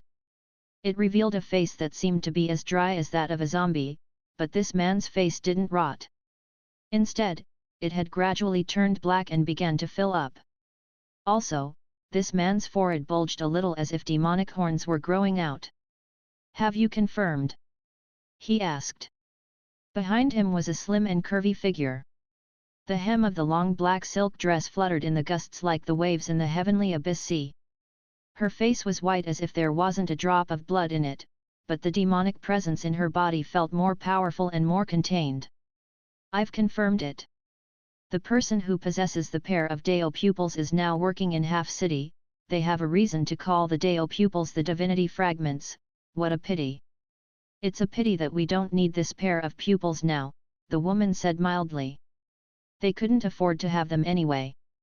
I meant it is a pity that I have a fine demonic bloodline, but others call me Uncle Black and Sea Urchin Warrior. Their faces twitched. It's indeed a problem. Several figures hovered in the dark high sky. The figure standing on the left of the shadow demon dragon had a weird twisted face, which showed that it was definitely not a human. The huge figure hovering on the right had strange hooves, and its robust body contained a force so terrifying that it couldn't be suppressed and spilled out uncontrollably. Black storms and lightning flashes could be seen around its body. Then, the figure sitting on the demon dragon lifted its huge sword and let out a soundless roar. The sky and the land, even the whole world, seemed to have been plunged into dark shadow. Fire! With a hoarse roar, several horrifying light beams tore open the sky and pulled open the curtain of the war. From the sky and the ground, a black flood crashed onto the protective magic shield around the fortress-like city. Meanwhile, the ultimate existences on the continent, the royal palace of the elf clan, the sky fortress of the dwarf clan, the radiant light godly nation, and the judgment godly palace were all watching the war closely. Even some magic forums were flooded with comments about this war. After all, this wasn't a war that everyone could participate in. It was why the discussions on some magic forum were even more heated. For example, on the biggest magic forum named Eye of Mystical Realms, there were over 100,000 posts about this war. Don't worry. We have masters to defend us. Even if the sky falls, they will be the first to bear its weight. I've moved to the south, I'm sure that the war can't come this far. Hee. I'm now in the Radiant Light Godly Nation as a manager of the Crystal Workshop. The workshop sent me to work in the capital of Radiant Light Godly Empire. Yesterday, I even visited Masterly Wood. The mage dressed in a mage's robe with star patterns was active in the discussions while sitting in his alchemy room. Then, he posted a spiritual spell visual image, showing magnificent buildings in the aristocratic zone. On the wide and clean street, a luxurious carriage drove forward swiftly. I even saw Her Highness the Princess on an outing. On the magic parchment appeared flattery comments from mages all over the world. The customers of Blizzard used to brag about how powerful the mystical realm named World of Warcraft is, and how they could learn holy light resurrection spells and go on so-called battlegrounds. But now, I'm afraid that none of them dare to go to the war. In the messy and dirty alchemy room, the mage dressed in the mage's robe with embroidered star patterns lounged on his chair and browsed the posts while dissing the players of World of Warcraft. Meanwhile, Master Oth also posted a comment in the Eye of Mystical Realms. Blizzard players, you have trained for so long in the mystical realm named World of Warcraft. I want to ask if you are qualified to join the war. My goodness! Master Oth posted a comment in person. It immediately received many replies from active users. I admire you, Master. We must call out the forum pet dicas to look at the personal post of Master Author. What's a forum pet? It's a name for people who defend Blizzard Workshop brainlessly and bite people like a dog. Isn't forum pet a good name for them? Ha ha ha ha, it's hilarious. A pet dog. Those Origins fighters need to see this too. Another person commented. They also boast about their alchemy skills besides their sword techniques and magic spells. It sounds as if everything originates from their shop. It's the origin of everything in the world. If not, how can it be called Origins Internet Club? How come none of the Origins fighters are replying here? Ha ha ha. Below the post, many people posted ha ha ha to show their merriment.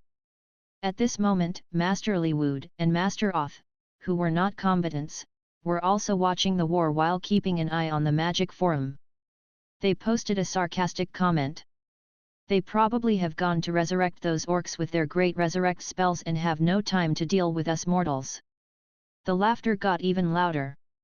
The magic forums are very boisterous lately. Yes, Your Highness. Even though he was a trusted subordinate of Saint Dolan, Payable rarely had a chance to come to this palace. While lifting his eyes cautiously, he only dared to look at the position below the woman's lower leg while she sat on the crystal throne.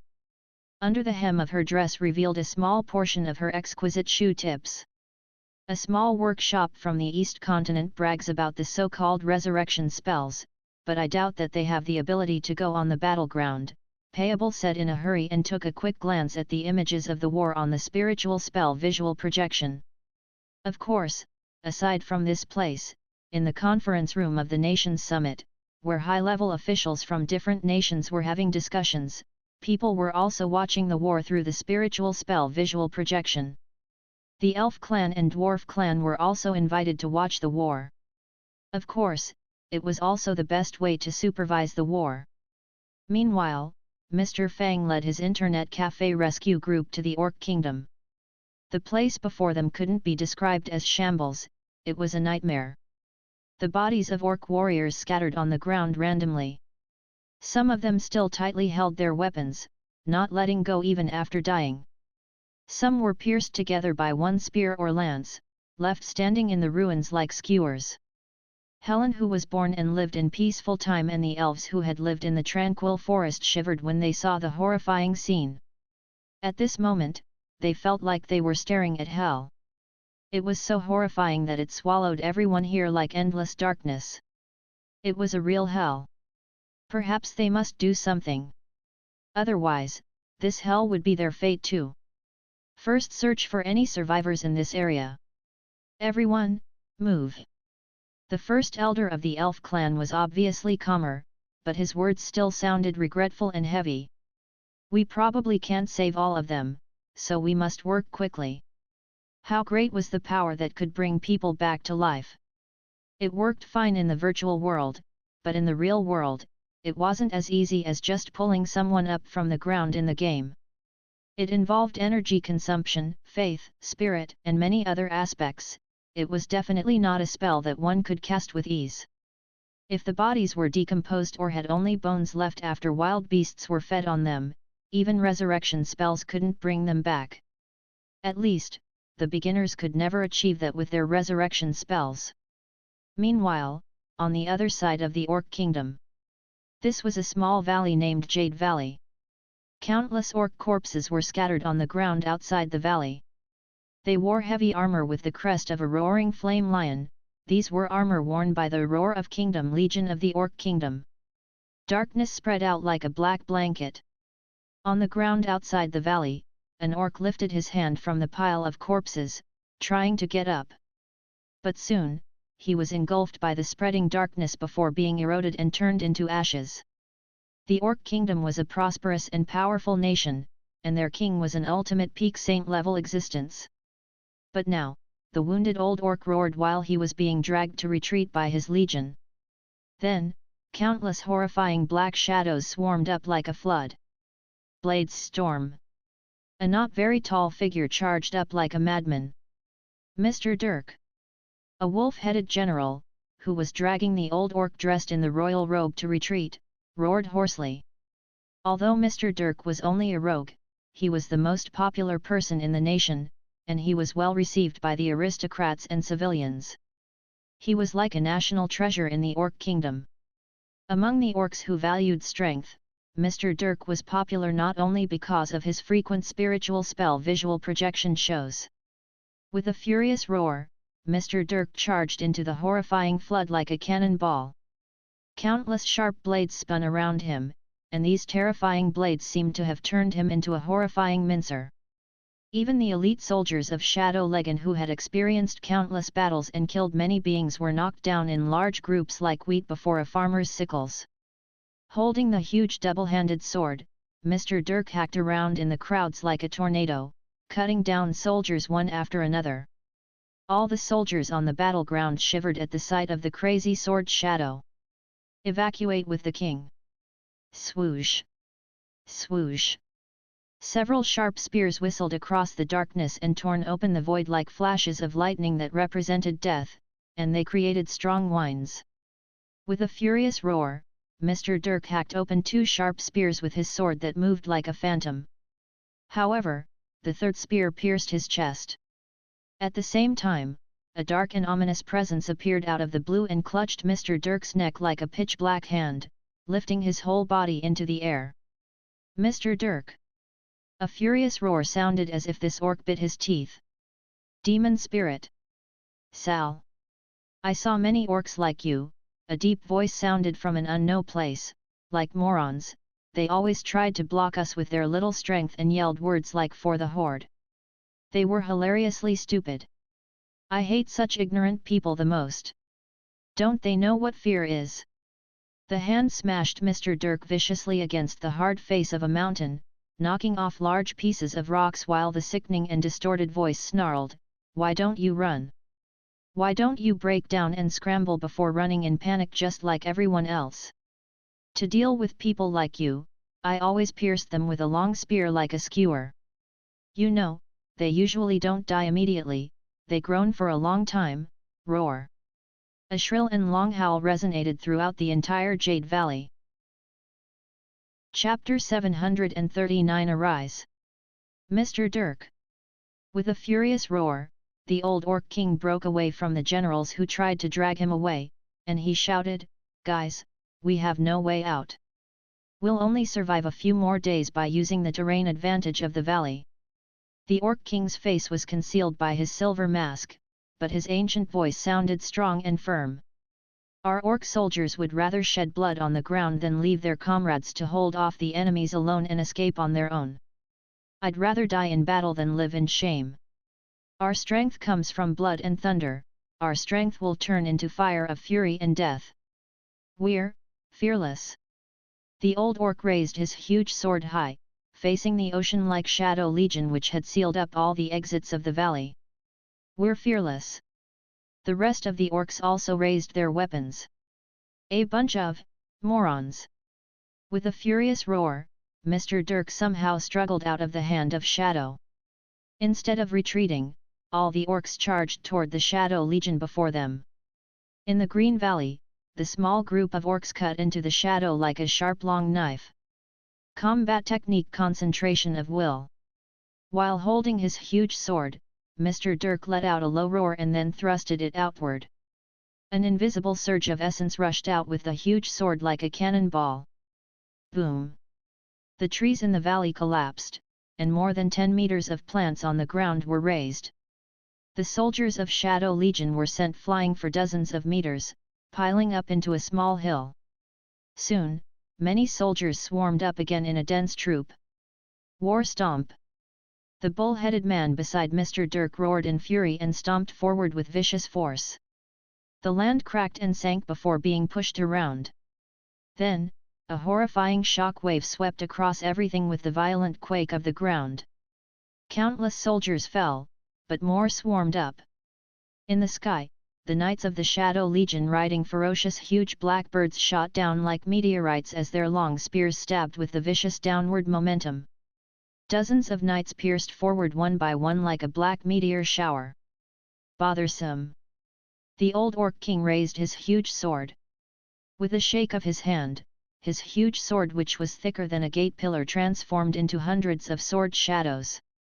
The sword was only about 2 meters long, but its blade now looked like a group of mountains that were hundreds of meters high. Boom! Boom! Boom! The knights who were still charging in the sky were turned into a blood shower in the blink of an eye. But at this moment, a weak whistling sound came. Pucci! A pitch-black long spear from an unknown place shot through the armor and pierced the old orc king's shoulder. The old orc stumbled a few steps and barely managed to remain standing by putting his weight on his sword. Cold sweat slid down his cheeks beneath the mask. No one could see his face beneath the mask, but it was obvious that his face was twitching in pain. "Can't fall, I can't fall." Seeing the elite warriors of the Orc Kingdom falling one by one around him, the old Orc King's heart was bleeding.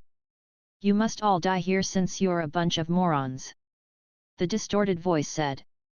Black mist condensed in the air and transformed into a pitch-black cloak which revealed only half of the gloomy and distorted face beneath the hood. Then, I'll kill your people one by one until they beg for mercy in fear. Then, I'll see if you're still so brave. Then, his long spear shot across the sky with sharp ear-piercing whistles, and more knights dashed down from the sky like many shooting stars.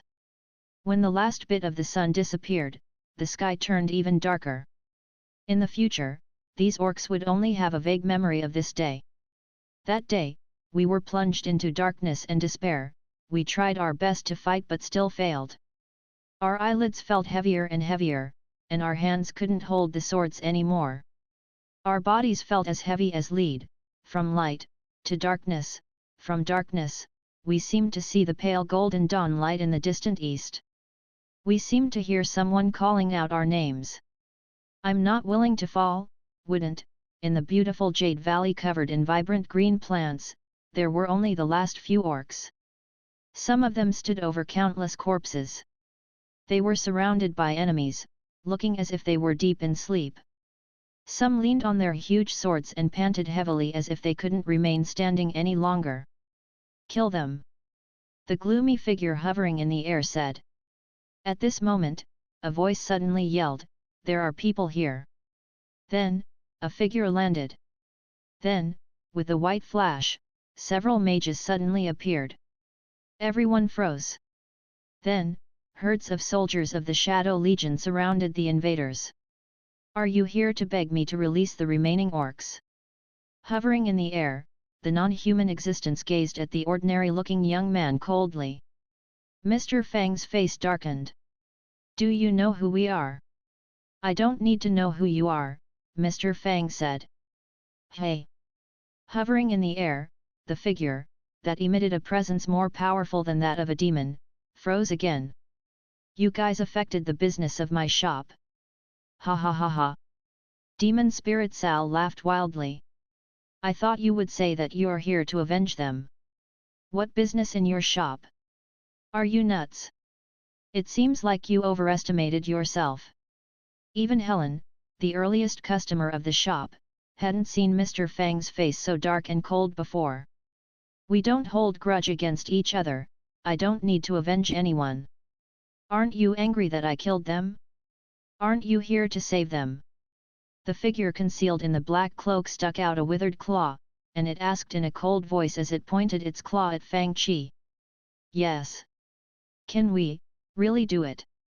On the other side, paladins and priest players such as Commander Elvin, Helen, and Dicas walked up and stood before the orcs. Each of them had a symbol of life in their hands. "What are you doing?" Sal finally looked suspicious. "Redemption."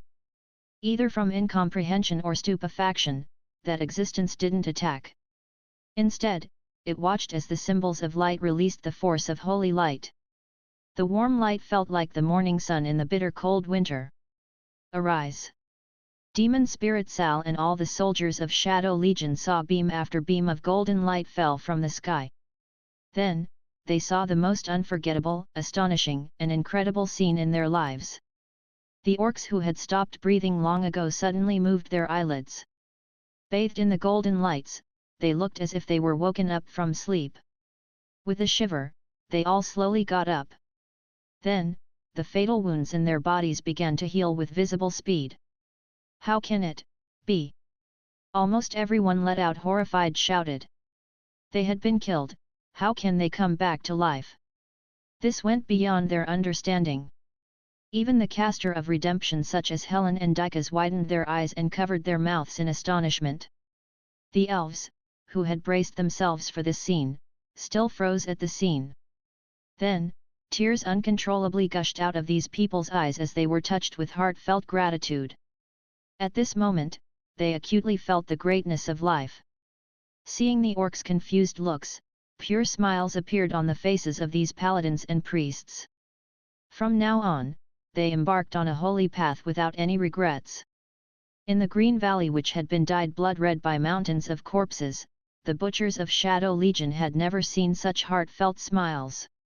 Standing in the orc kingdom which had been turned into ruins of destruction, these people had tears in their eyes since they found people they could resurrect one after another.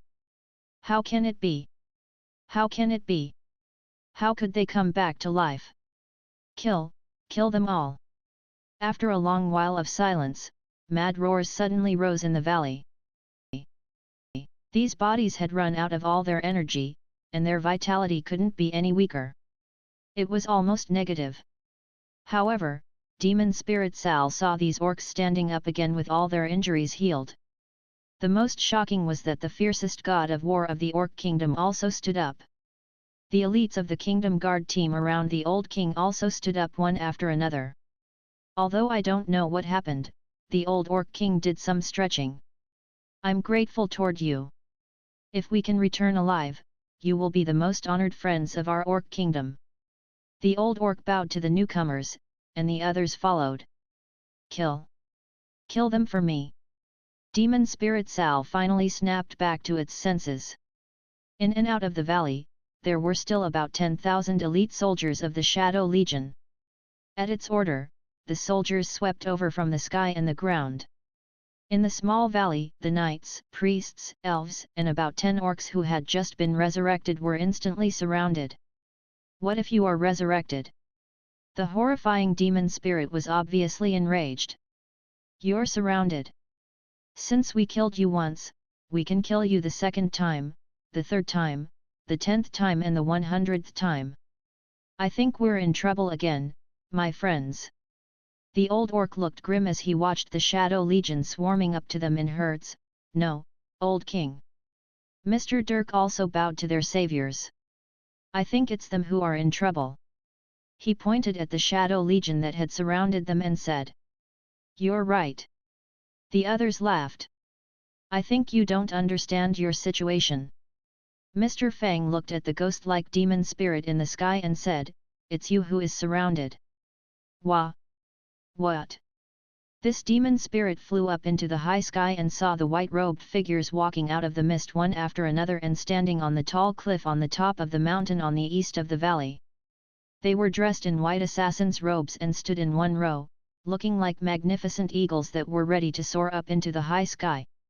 On the other side, the sounds of firearms resonated in the sky. Many dwarf troops appeared on the mountain on the west, ready to fight. On the top of the mountain in the south stood an ancient elf who was holding a wooden staff, and behind him stood countless elite elves. At the northern entrance of the valley, a blond young man took the lead in the charge. He was Big Sword Crete, and he was followed by mercenaries from all kinds of mercenary groups in the Mercenary Union. Although the new shop's business progressed slowly, the continent was rich and had a large population. Right now, there were about 10,000 dwarves, elves, and humans at the valley. This number didn't include the large number of orcs who couldn't participate in the battle and some of the mages and elite knights on the other battleground. I'm sorry, but it's you who are surrounded. Commander Elvin walked over and said, Mr. Sal. The counterattack begins, brothers. This furious roar resonated like a horn that signified the counterattack. At this moment, dwarves, elves, assassins, mercenaries, knights, and sorcerers swarmed up from all directions. Paladins and orc warriors charged before others. The holy flames of consecration blazed on the ground beneath their feet while the lights of judgment fell. Demon spirit Sal hated these paladins the most. These orcs already dead, but it was these paladins who had resurrected the dead orcs. You can resurrect, right? Under the cloak, its face turned chilly. Then, I'll kill you first. The darkness spread out behind demon spirit Sal like sky-blocking wings. Then, everyone saw a black shadow tearing open the sky and shooting toward Commander Elvin of the Golden Griffin Knight Legion. Commander! In exclamations of alarm, Commander Elvin reacted quickly and positioned his shield before him. However, the force was too big for a knight of his cultivation strength to block. With a crisp sound, the huge shield that was as tall as one man was instantly pierced, and a horrifying bloody hole appeared in his chest. In fact, not only him, but the soldiers of the Shadow Legion, the trees and the cliff behind him were all pierced. Commander Elvin stumbled 2 steps and sat down listlessly with his mouth full of blood. It seemed like this strike had drawn out all his strength. For a moment, Demon Spirit Sal seemed surprised that this little knight wasn't killed by his strike. Then, he attacked again. Before everyone else could react, the second strike came. With this speed and force, no one could come to Elvin's rescue in such a short time on such a chaotic battleground. Demon Spirit Sal smiled cunningly. Resurrection spell? I'll see if you can resurrect yourself. The lightning-like black light beam shot across the sky and created thunderous howls, looking as if it would swallow Elvin whole. Commander Elvin! How could the people that were only level 7 or level 8 rescue him from a saint-level master? The masters who had enough strength to save Elvin were too far away. It's done. Demon Spirit Sal sneered smugly. But in the next moment, it suddenly heard a roar. Divine Shield! A faint holy light engulfed Elvin while the lightning-like shadow crashed onto the divine shield formed by holy light and shattered. Then, Demon Spirit Sal saw that the knight sat on the ground and moved slowly like an old man due to his severe injuries. The knight condensed whitish gold light between his hands and guided it to his wound. Demonic Energy Piercer! Demon Spirit Sal roared furiously and shot out another streak of black light. Holy light! Holy light! Holy light! Engulfed in the divine shield, the paladin concentrated on casting the spell named Holy Light, paying no attention to the storm outside. His wound healed with visible speed. About 10 seconds later, Elvin's wound completely healed. Looking at Sal, who had launched over 100 magic energy piercers in 10 seconds and lowered the ground by several meters, Commander Elvin said solemnly, "The holy light is with me." Roar! Sal went crazy. When it roared wildly in undisguised fury, a huge sword hacked at it with sky-piercing force. "Your opponent is me!" the old orc king roared. Boom! A huge fireball crashed down like a meteorite, sending this horrifying demon spirit flying. "And me!" the first elder of the elf clan flew up from behind. "I think you should consider how to flee." The old orc grinned. "You're finished, black-faced monster." Chapter 741 Embrace the fear in you heart. It's been a long time since our last battle, so perhaps you've forgotten the combat force of the Shadow Legion, Sal said with a snicker. "You dare to fight us with this messy and mismatched army? What do you think you can do to me?" The soldiers of the Shadow Legion were all veteran fighters who could each fight 10 enemies at the same time. In the busiest times, the soldiers of the Shadow Legion fought several wars in 1 year and had toughened themselves in countless battles of blood and fire. The old orc king, who didn't know much, turned grim, but the first elder of the elf clan smiled as he said, "I'm afraid you'll be disappointed."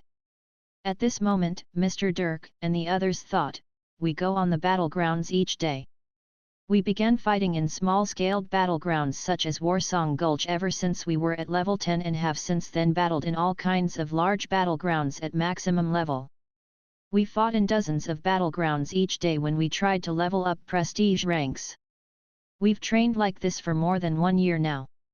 Do you think you're better than us?" On the battleground, the bunch of commanders in the game when players fought on battlegrounds in World of Warcraft began to issue orders and shouted wildly, "Warriors! Shield wall! Push up! Keep some protection paladins here to protect the nannies! Mages! Throw blizzards at the crowds of enemies!" Magic spells, storms, blood, and thunder swept across the battlefield.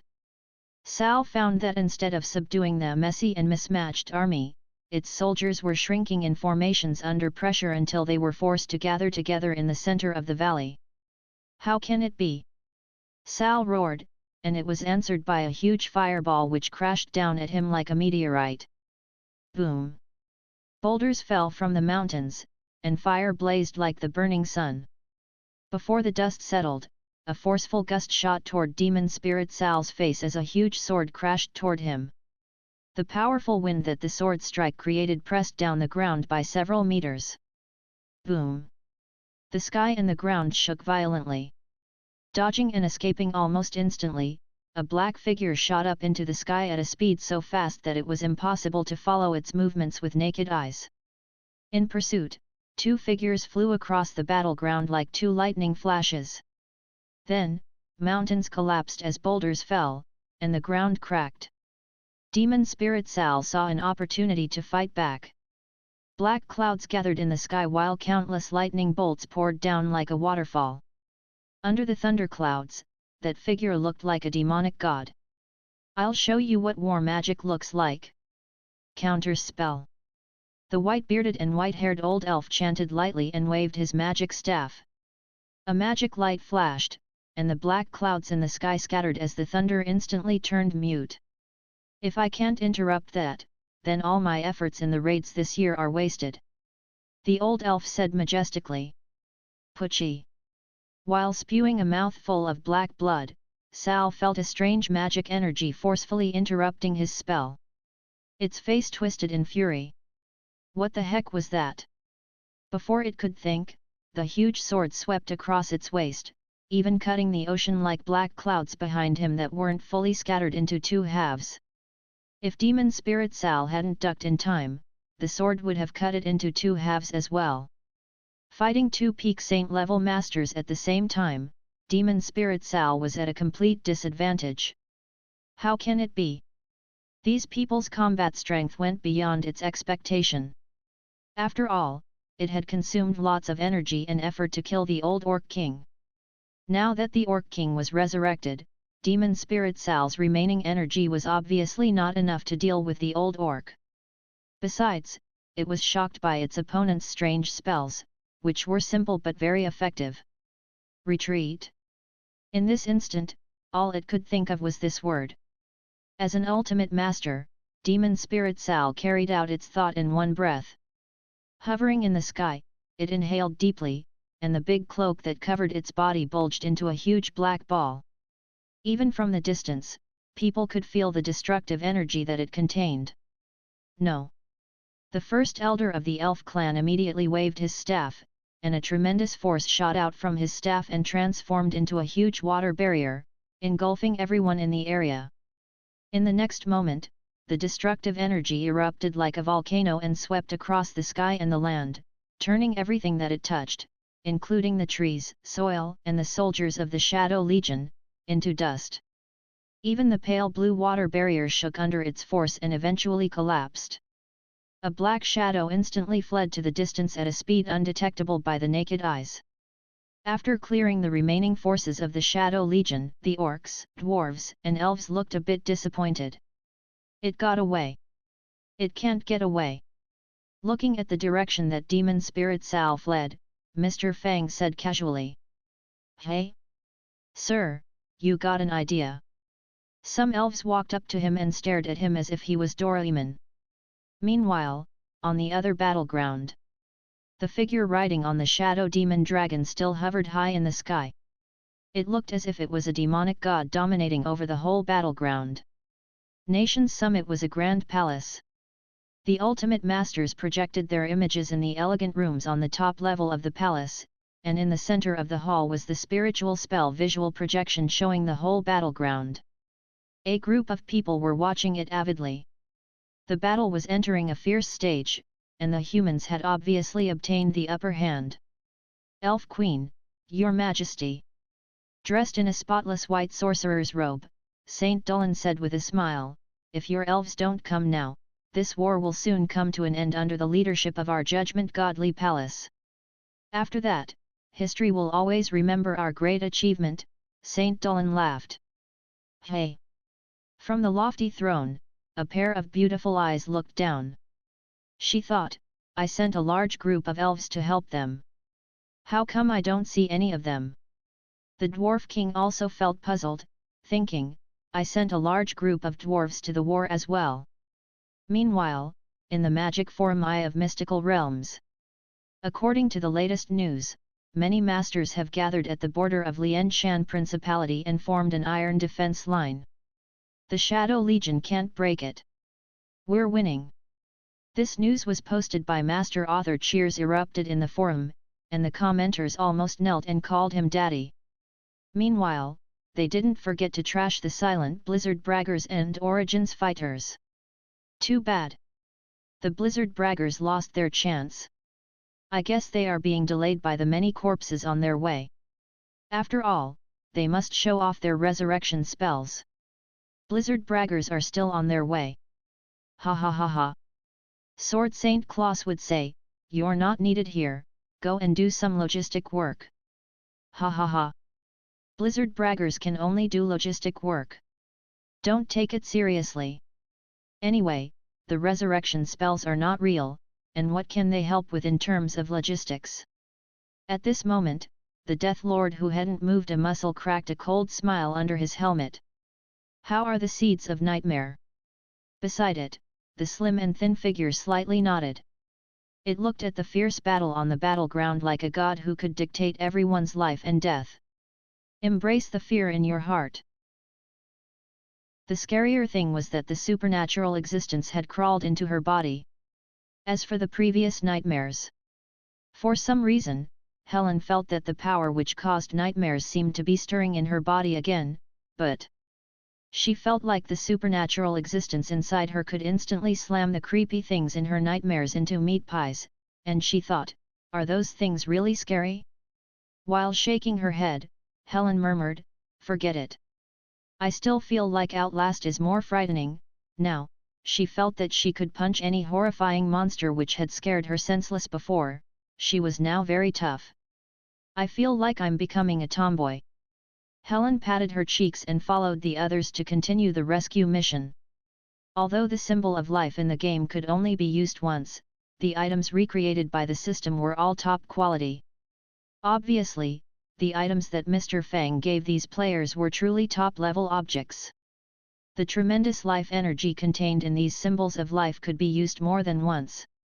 After the paladins and priests resurrected many people, the energy in these items still hadn't run out. The people who could use the symbols of life must have the talent to learn redemption or resurrection, and there weren't many people who could do that. Otherwise, there wouldn't be so many people who couldn't be resurrected in the later story of World of Warcraft. The rescue team walked through the desolate ruins and searched for orcs and humans whom they could resurrect.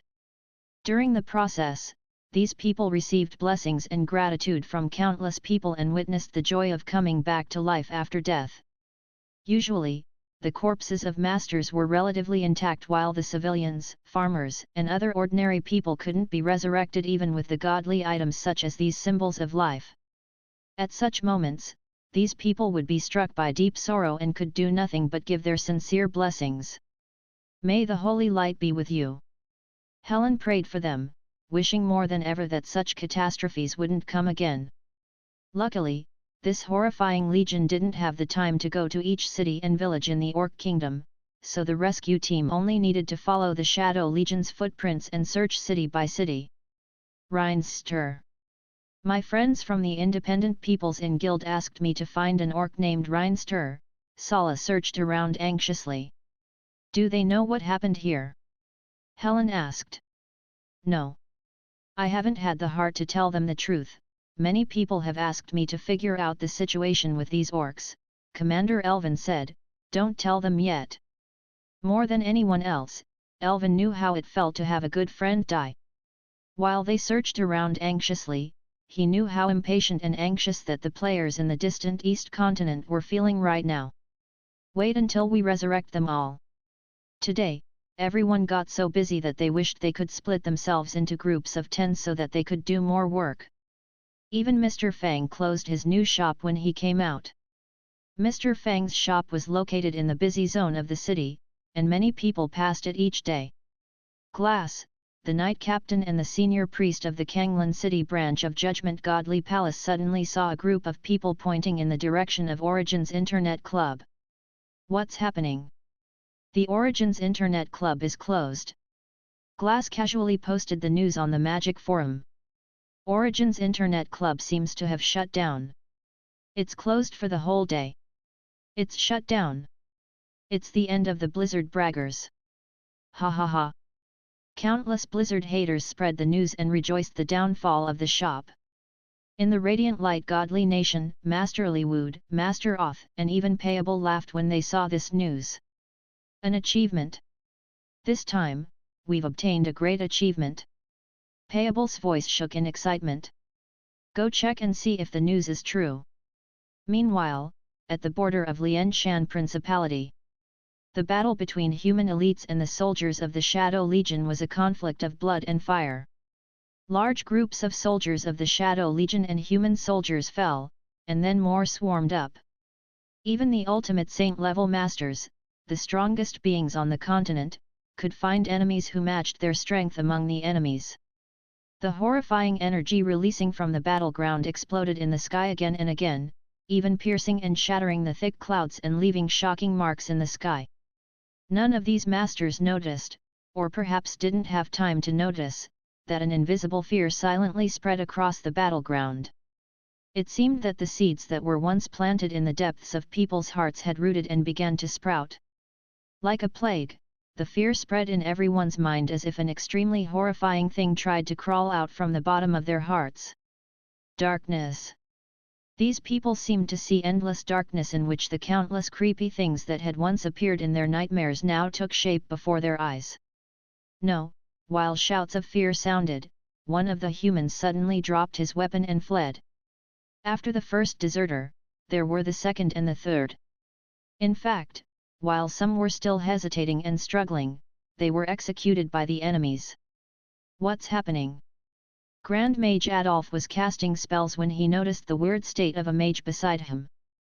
Then, as if he had turned crazy, this mage shot out a heaven-burning fire cloud.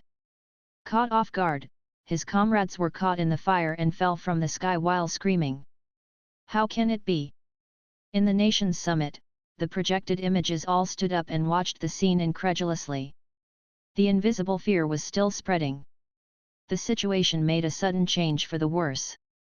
Gradually, the sky above the city was engulfed by this horrifying fear which spread among the crowds in silence, turning fighters to crazy people one after another.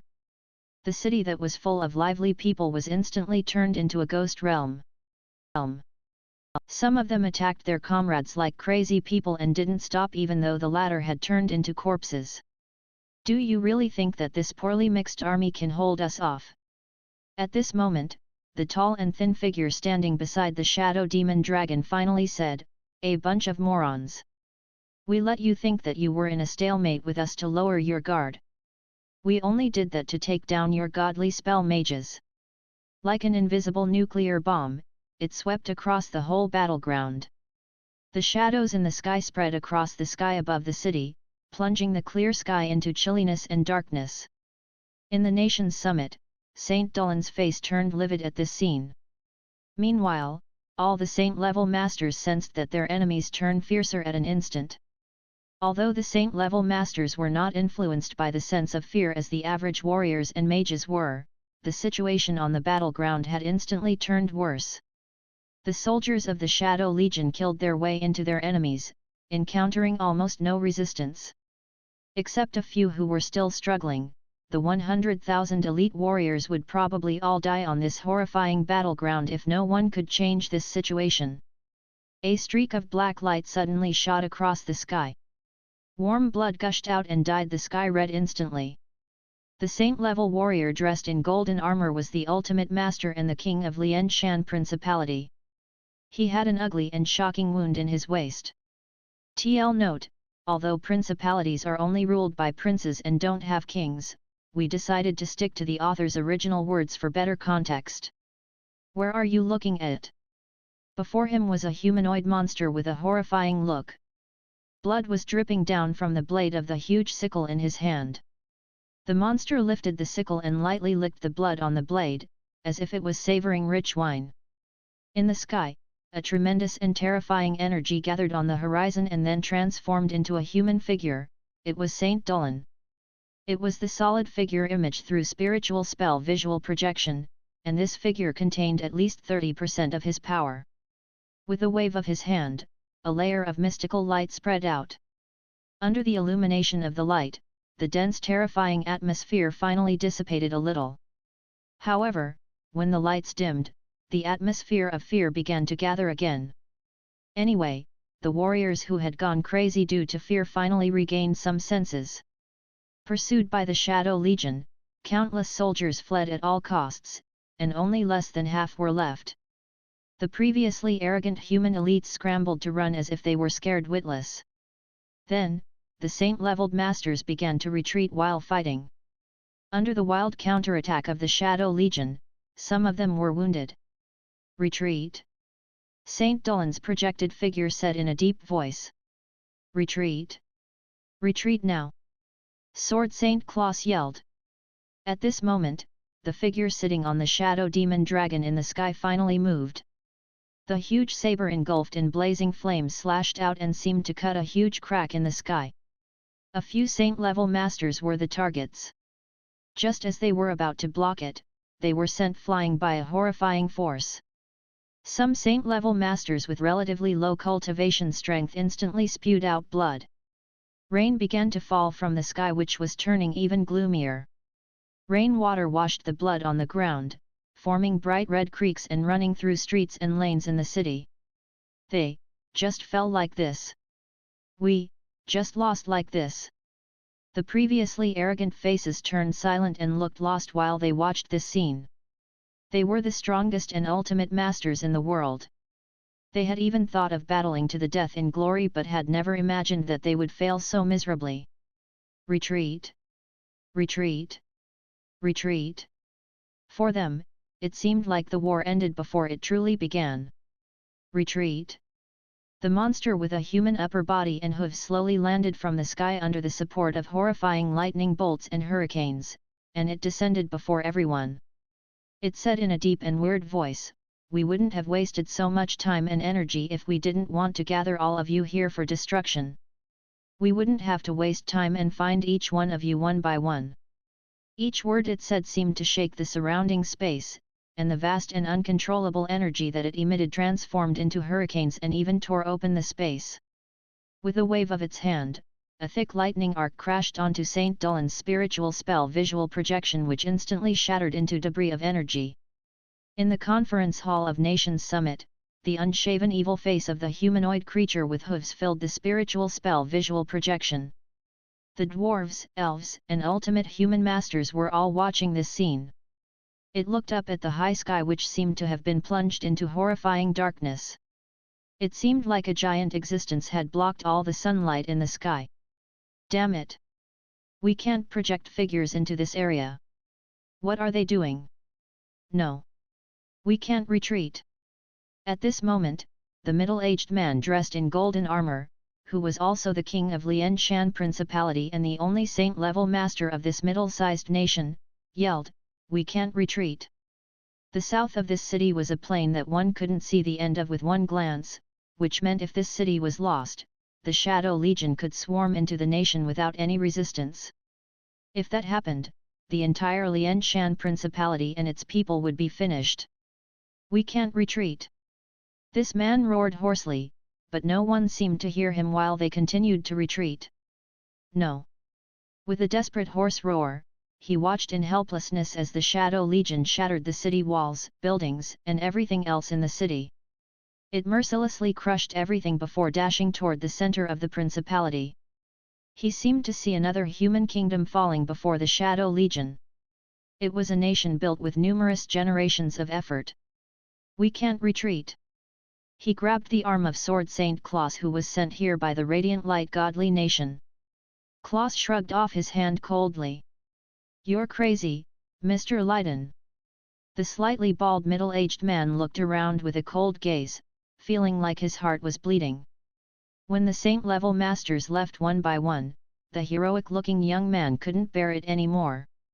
This young man's features looked quite like those of the Lord of Lianshan Principality, and his armor was covered in cuts.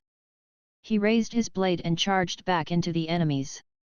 With furious roars, his chest was pierced by many spears and blades. "Ah!" The middle-aged king, who was also the only saint-level master of Lianshan Principality, finally charged back. "I know that a small nation like ours is insignificant. Despite all this, only I can't retreat." Like a maniac, he charged forward and shouted, "This is my land. If I must die, I need to die on this land. I'll show you that even a small nation has its dignity.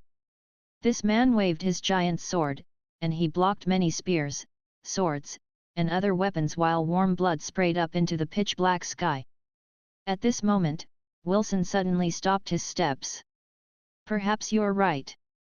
A pitch-black sickle tore open the sky, and the nation-protecting sword saint of the Morning Light Empire suddenly vanished on the spot.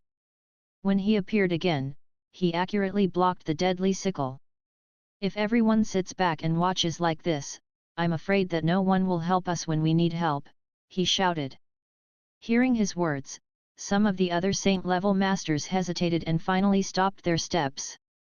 A bunch of morons. Several saint-level masters including Sword Saint Klaus left swiftly with their troops. Without the Radiant Light Godly Nation, the most powerful ally, this was possibly the darkest moment in these people's lives. I've requested reinforcements from my empire. Nation-protecting Sword Saint Wilson of the Morning Light Empire said, if we can hold on until the reinforcements arrive, we might still have hope. The remaining humans led the Shadow Legion to the ancient Changlin Hill relic in the southwest of the city, reorganized, and formed new formations.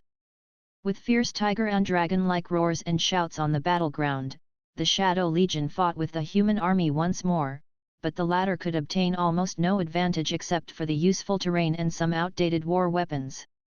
Don't retreat! King Lydon lifted his huge sword. His nation wasn't very powerful. But facing the enemies that had forced even the powerful nations to flee, they knew they had no right to retreat. He glanced around the soldiers who looked uncertain, lost, and desperate. He felt those feelings too, but he couldn't show any on his face. Behind us are our families, friends, and our loved ones. Think about what would become of them if we retreat. Your prince, my most excellent son, has just died in battle. Perhaps I'll die in battle today as well, but I'd rather die standing on the city wall at the border of our Lianshan Principality than survive by fleeing in shame. Seeing the hesitation on the faces of the soldiers of the Morning Light Empire, Wilson yelled, if we retreated today, just imagine when they come to the gate of our nation and we must face them alone, can we still retreat? I can't guarantee that you will live, but I need you right now. Get in formation.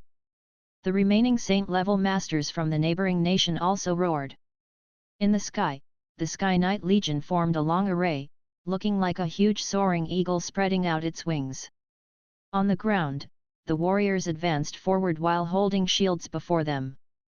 As the array of the ancient relic in the southwest lit up with pale blue lights, countless flames and frosts exploded among the enemies. The warriors stood in one line and formed a great iron wall. Behind the warriors, the mage group slowly flew into the sky. Firestone meteorite, 500 yards ahead. Grand Mage Adolf squinted his turbid eyes as he looked at the sky worriedly. Like a black flood, the Shadow Legion viciously crashed at the iron defense line while the few remaining saint-level masters fiercely fought the enemies. They were surrounded by large groups of flying knights and monsters. Meanwhile, the saint-level masters of the Shadow Legion just stood and watched, intending to deplete their opponent's spirit and energy. Darkness in the sky engulfed the whole city and everyone's heart. Like a heavy boulder, it almost suffocated everyone under it. The retreat of the Radiant Light Godly Nation meant that the Lianshan Principality was deserted.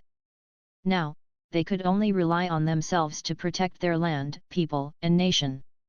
To live or to die, it would be determined by heaven.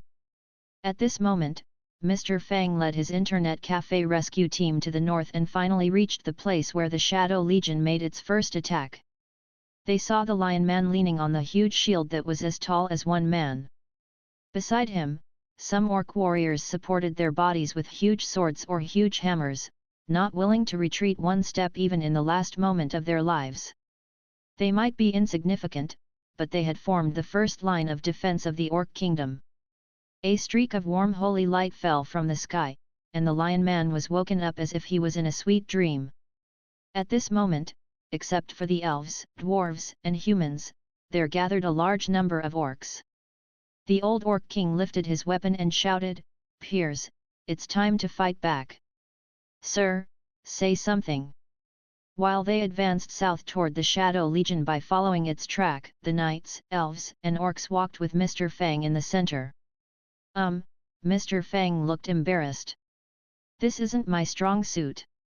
He slightly thought for a moment. The reinforcements from the neighboring empires and kingdoms rushed to the rescue. Despite the fresh blood joining the battleground at the border of the Lianshan Principality consumed the human forces continuously like a huge millstone. Looking at the large flocks of huge blackbirds circling in the sky and the cold-blooded soldiers of the Shadow Legion who seemed fearless, these people had never felt so desperate before. Like flames, once it was ignited, despair spread out quickly. Saint Dolan, a priest reported in a low voice, Sword Saint Claus has retreated safely with the godly spell mage group, but some nations didn't retreat. At the nations summit, Saint Dolan looked at the spiritual spell visual projection before him calmly and said, "This time, we indeed underestimated them. As everyone can see, I gave them the chance to retreat, but they gave it up. Now, let's talk about how to build a new defense line. I think we must put out 100% of our forces this time to deal with this crisis." The representatives from the Elf clan and the Dwarf clan frowned. The dwarf who was wearing a crown stood up and said, "Forgive me for my bluntness, but I think we must reconsider if we should form an alliance with people who deserted their allies. People with great ambition don't concern themselves with trifling matters." Saint Dolan stood up from his seat and said, "On our side, we have Saint Heinz who can listen to the gods' words, and we also have Isabella Her Highness whose strength has surpassed all the people in the world." Dressed in a pale golden long dress and wearing a silver-colored crown, the woman with eyes that were as bright as stars nodded slightly at his words. One must understand the situation and know when to retreat. Otherwise, Saint Dolan pointed at the spiritual spell visual projection which showed great casualties of human soldiers and the desperate howling of the remaining ones. On the battleground, the middle-aged man's golden armor had been dyed red by blood. Beside him were piles of corpses of the soldiers of the Shadow Legion soldiers and human warriors. His hand that grasped onto the sword shook slightly while the huge wound in his shoulder numbed half of his body. He turned his head and looked at Wilson who was also covered in blood. "Don't ask me why." Wilson looked reminiscent. "Do you remember the sword saint of the Himia family?" He closed his eye slightly and said, "She was my wife, she died on the same battlefield." His sword was different from others. Slim and exquisite, it seemed to be a decorative sword used by some aristocrat. "I don't want to retreat again." Unleashing the last bit of energy in his body, he charged at the huge shadow in the sky. Then, blood sprayed into the sky and dyed it red. "You overestimate yourself." The demonic god-like figure staying in the high sky looked indifferent. "Humans are just bugs that tremble and beg for mercy at the feet of gods," the tall and thin figure said. "Do you want to form an alliance with them?" Saint Dolan laughed. Chirk. Suddenly, they heard a shrill yell and saw Demon Spirit Sal flying over like a ghost. Suddenly, everyone saw a shocking scene. A weird bolt of saber energy appeared at where Demon Spirit Sal was. After the saber energy flashed by, the demonic godlike's body slowly split into two halves after a long while. Exclamations erupted at the nation's summit. "What's happening?" Dimension slash. The data strings that were flowing in Fang Qi eyes gradually dimmed while he withdrew the sword. Then, the people who had been waiting for Mr. Fang to speak finally saw him open his mouth. His gaze seemed to see through time and space and rested on the distant blue planet that he could never return to. Fang Qi opened his mouth and said in silence. "When we face despair, may our past youth and passion form your hardest shield. May the holy light be with you." Woo! With a deep sound of the horn, these people dashed toward the center of the battlefield, howling like a pack of wolves. With shaky arms, Sword Saint Wilson put his weight on the sword and struggled up. This man who had always looked aristocratically elegant was now disheveled with ugly wounds all over his body. But we're the ultimate masters already, this man slashed out the blade and created several radiant blood flowers in the air.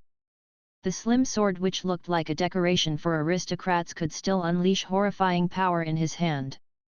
The remaining forces and the generals from different nations charged again and again, but were plunged into greater despair each time. However, the despair vanished when the newly arrived demon spirit was cut into two halves. That act seemed to be a declaration of war. Yes, a declaration of war. Wilson couldn't imagine who on this continent dared to declare war by killing a commander of the Shadow Legion. Not only he, but the remaining commanders of the Shadow Legion were stupefied by this scene as well. Everyone in the conference hall of the nation's summit was also staring at the scene dumbfoundedly. Who the heck did it? Suddenly, they heard booming sounds of hooves striking the ground from the distant. A group of people gradually appeared on the distant horizon.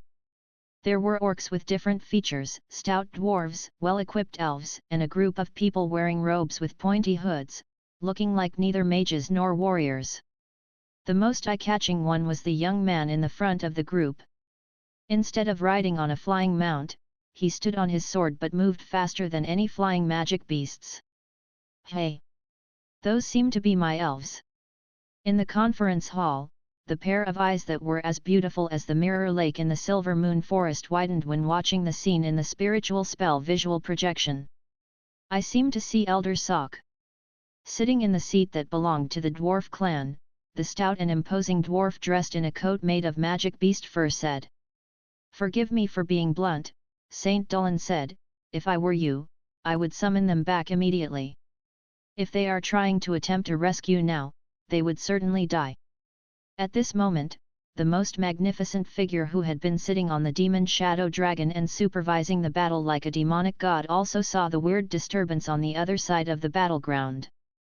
But, since the human alliance didn't have the support of the radiant light godly nation and had almost collapsed, the Shadow Legion had enough energy and force to turn around and deal with these overconfident newcomers. What do they want to do? At this moment, the Saint-level masters who had retreated from the battleground were also in the meeting that was discussing the creation of a new defense line. Sword Saint Claus said with a snort, they didn't come until this moment, are they here to seek deaths? Obviously, he was resentful that these people hadn't come earlier. Meanwhile, he thought, do you think your randomly mixed army can achieve the result that so many Saint-level masters couldn't manage? Are you trying to insult me? To be honest, World Mage Hematon said with a smile, I have no intention to belittle these elves and dwarves, but according to the previous situation, I feel like they can't last more than 5 minutes. At this moment, the Dwarf King and the Elf Queen had similar thoughts. What on earth are you doing here? At this moment, the two armies were about to battle. Shield wall! A shout suddenly came from the sky. Right now, Mr. Fang became the commander since he was the only person who could temporarily order the orcs, elves, and dwarves for the time being. Different from the light shield that would light up above the players' heads in the original version of the game, the thick essence in their body traveled into the shields in their hands and transformed them into dazzling huge shields that were as hard as a wall and extremely eye-piercing. Then, the audience saw something so unimaginable that they suspected their eyes were playing tricks on them. Boom! Blocked by the thick and huge shields which looked like a huge wall, the Shadow Legion that looked like an unstoppable flood suddenly paused as if they encountered a big dam. Blizzard! Blizzard! With the chanting of the mages in the back line, the air began to become dense, and the temperature lowered to 0, swiftly condensing the moisture in the air. The rain clouds in the sky quickly condensed into thick ice pellets which shot down with the acceleration of gravity and crashed onto the crowds of Shadow Legion like meteorites. Then, the orc warriors charged forward like ferocious tigers that were released from cages. They hacked their huge hammers and axes toward their enemies with heaven-splitting fury. How can it be? These people weren't defeated within 5 minutes as expected. Instead, the audience actually saw that this randomly mixed army had obtained the upper hand. And, how come there are so many orcs? Wasn't the orc kingdom destroyed? Seeing this scene, the Human Alliance army who had been plunged into a death battle seemed to see a glimpse of hope in the darkness of despair. "Comrades! Pump up your spirit!" Sword Saint Wilson shouted, "I don't know who's helping us, but it's undoubtedly a strong army. Pick yourselves up and show people our strength. Follow me closely. Let's kill our way out. Attack!" After the moment of despair, they finally saw hope. With inexplicable excitement, they fought their way out fiercely. However, it was very hard to fight to the other side of the battleground. They might die before they could achieve this feat. Obviously, Mr. Fang noticed the situation on this side. "Healers, follow up. Kill your way over." Like a sharp arrow, this army shot into the enemy's heart. However, when they merged with the remaining Human Alliance army, Saint Dolan said with a sneer, "Is this commander a pig? If they fought with the previous formation, they might have a chance. But now, they had disrupted their own formation. Now, Fang Qi led all the people into the enemies who outnumbered them. He's indeed only a young man. Moron!" At this moment, even the figure of the Shadow Legion who was in the high sky revealed a cruel smile. "I'll take his head." "Ah," Mr. Fang nodded. Suddenly, everyone saw a scene that they could never forget for the rest of their lives. The dark clouds in the sky seemed to be pierced by a strong light. A figure seemed to walk out from the light beam while holy light sprinkled onto the ground, driving out all catastrophes and hardships. It was unbelievable. The figures stood up from the ground one after another as if all their fatigue and pain had evaporated. In this instant, the generals and soldiers of the Human Alliance army had the unconscious urge to kneel and worship. It was a stunning sensation coming from the bottom of their hearts. Seeing this scene that was like a godly miracle, everyone in the nation's summit stood up instantly in astonishment. They had never felt so shocked before. They had never imagined that such a scene would appear on this battleground. What happened? World Mage Hematon looked at Saint Dolan in horror and asked, "What did they do?" He looked as if he didn't believe his eyes. With widened eyes, he looked at the scene in the spiritual spell visual projection again to make sure he had seen it correctly.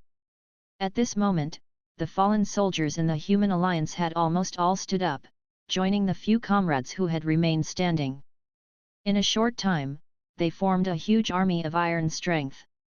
In the bright light, people finally saw that it was a majestic paladin who lifted a battle hammer in one hand and held a thick libram in the other hand. Standing in the holy light, he looked like a grand god. "My name is Uther Lightbringer. Godly miracle. This is a godly miracle." Awe and reverence rose in the hearts of all the soldiers of the Human Alliance when they saw the great miracle. "My goodness!" Seeing the old knight with the grey-brown hair and the symbol of silver hand, the Alliance players all exclaimed. This legendary figure only appeared in World of Warcraft as an optional character and didn't show his true form in World of Warcraft, but his legendary stories circulated in every corner of the Alliance. Like Tyrion Fordring, he was also one of the first 5 paladins and leader of the Knights of the Silver Hand. He was also Arthas's mentor. With the title of Lightbringer, he was the person closest to the God of Light in the legendary stories circulating in the Alliance. "Just a human, you're bluffing." In the sky above the Shadow Legion, the ultimate existence waved its huge sword and said, "Everyone, charge!" Not only the soldiers of the Shadow Legion on the ground, but also the countless monsters soaring in the sky swarmed over while roaring, as if they intended to swallow the humans, dwarves, and elves who were surrounded by them. Uther patted the griffin that he was riding on, and it flapped its wings and soared up into the high sky. Although characters in World of Warcraft usually rode war horses, people also traveled around riding griffins and flying mounts in the game. Therefore, it was normal for characters to ride griffins. "We're blessed by holy light. All darkness will evaporate." Although they were still puzzled about the situation, countless Alliance players were thrilled to see the legendary hero. While lifting their weapons high in the air, they yelled, "For the Alliance! For the Alliance!" More and more people joined the roar which became louder and louder. Even the soldiers of the Lianshan Principality and King Liden were influenced by the contagious atmosphere and yelled with them. These local people realized that this great miracle would save them and their principality. The soldiers and generals of the Morning Light Empire and other kingdoms also joined the chant. The loud shouts of tens of thousands of people resonated across the whole battleground and shook the sky and the ground. Facing the Shadow Legion, which had almost butchered all of them, these soldiers seemed to have gotten rid of their previous fear when they charged forward. The two armies collided with each other, and it seemed like two huge ocean waves began to fight fiercely. Blood sprayed into the sky and on the ground while countless soldiers fell in the fierce battle. Druids! Tranquility! Seeing this scene, Elder Sewell yelled and led a large group of elf druids into the battleground. The dark sky was suddenly opened by many whitish-silver light beams.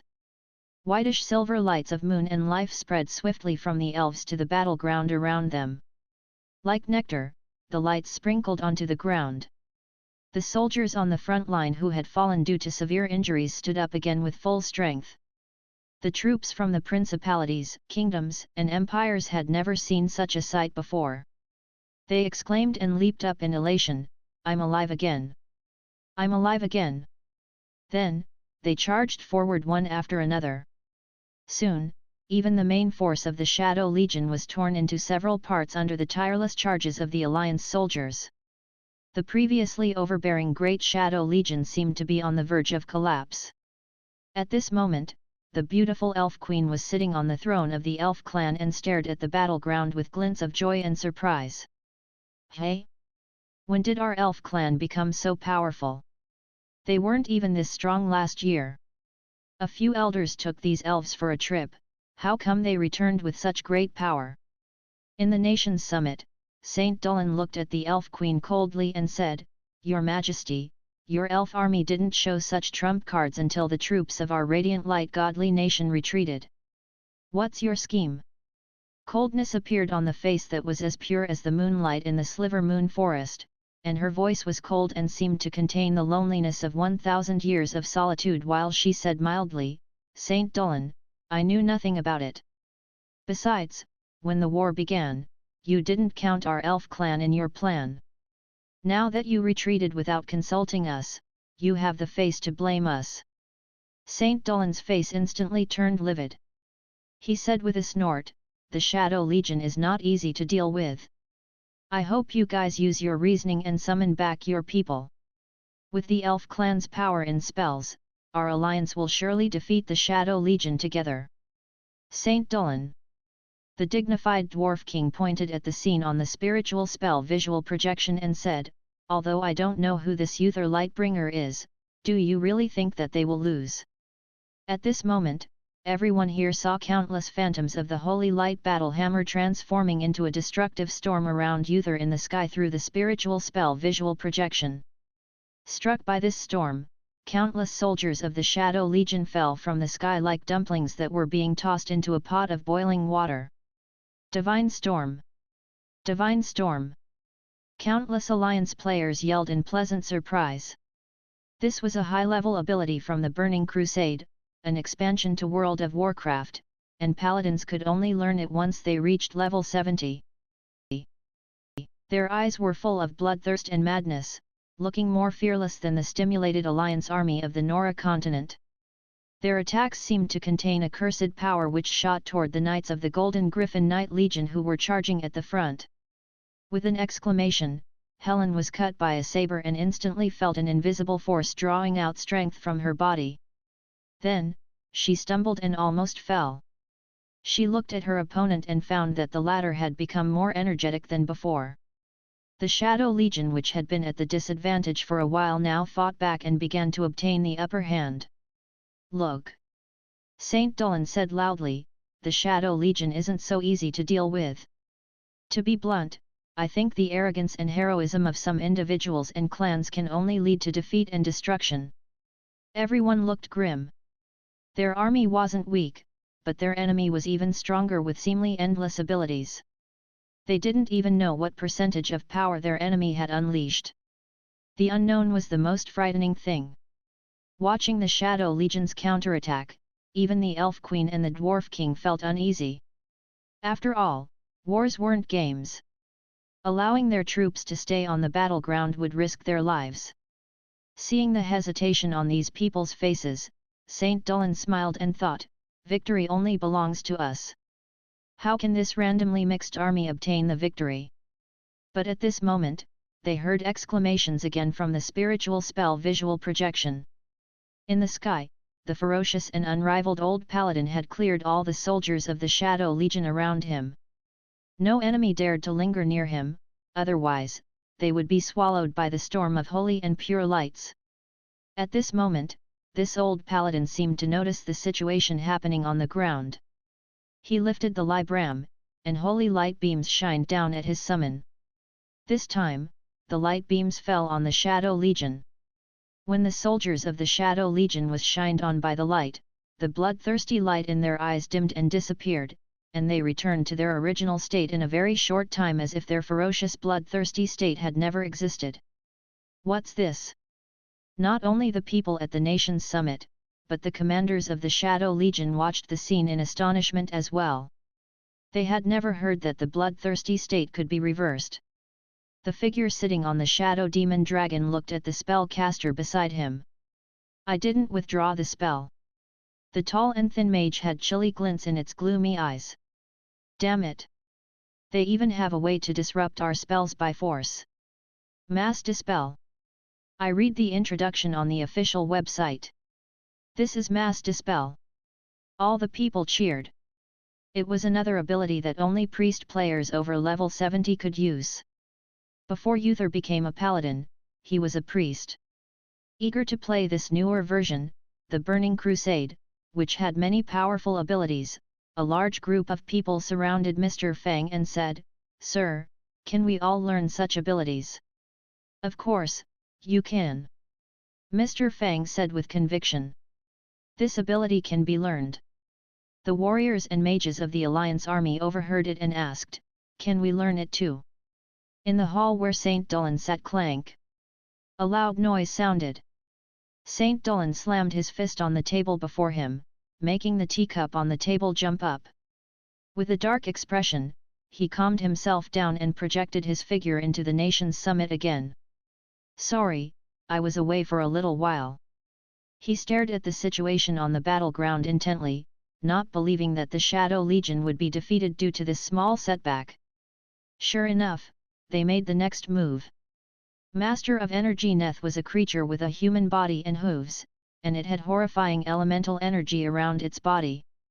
It was said that it was a member of an ancient race that had gone extinct long ago on the Nora continent. These creatures excelled in the use of elements in nature. Despite their excellent innate talents, no one had heard of their existence in this world. However, this creature now appeared in the world as the deputy commander of the Shadow Legion.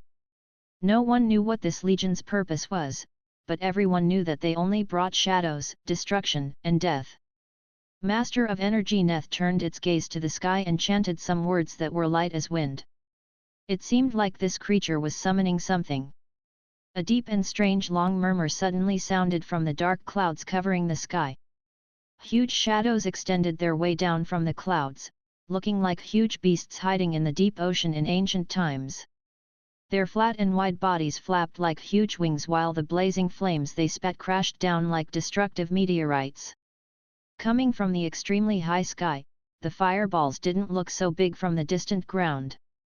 But gradually, the fireballs got closer, and the booming noises that they created were as loud as thunder. Looking up, the blazing fire was destructive enough to smash half of the Alliance soldiers into meat pies or burn them into ashes. The giant fireballs fell toward the iron-like defense line formed by many orc warriors who were the hardest shield standing before the mages and priests. Careful! Sword Saint Wilson and other Saint-level masters were veteran fighters and knew the value of the orcs who formed the front line more than others. After dumping his current opponent at the risk of severe injuries, Wilson stabbed his slim sword at the huge meteorite like a lightning flash. Boom! One meteorite exploded, then the second, the third. Having experienced the desperate moments, these human masters obviously knew the meaning of this war more than anyone else. Boom! Boom! With the explosions in the sky, countless debris fell from the sky like a shower. Some of the debris was still several meters wide. The boulders that crashing onto the ground exploded and shot out a shower of flames.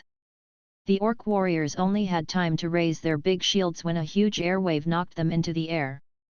Instantly, howls and screams filled the battleground.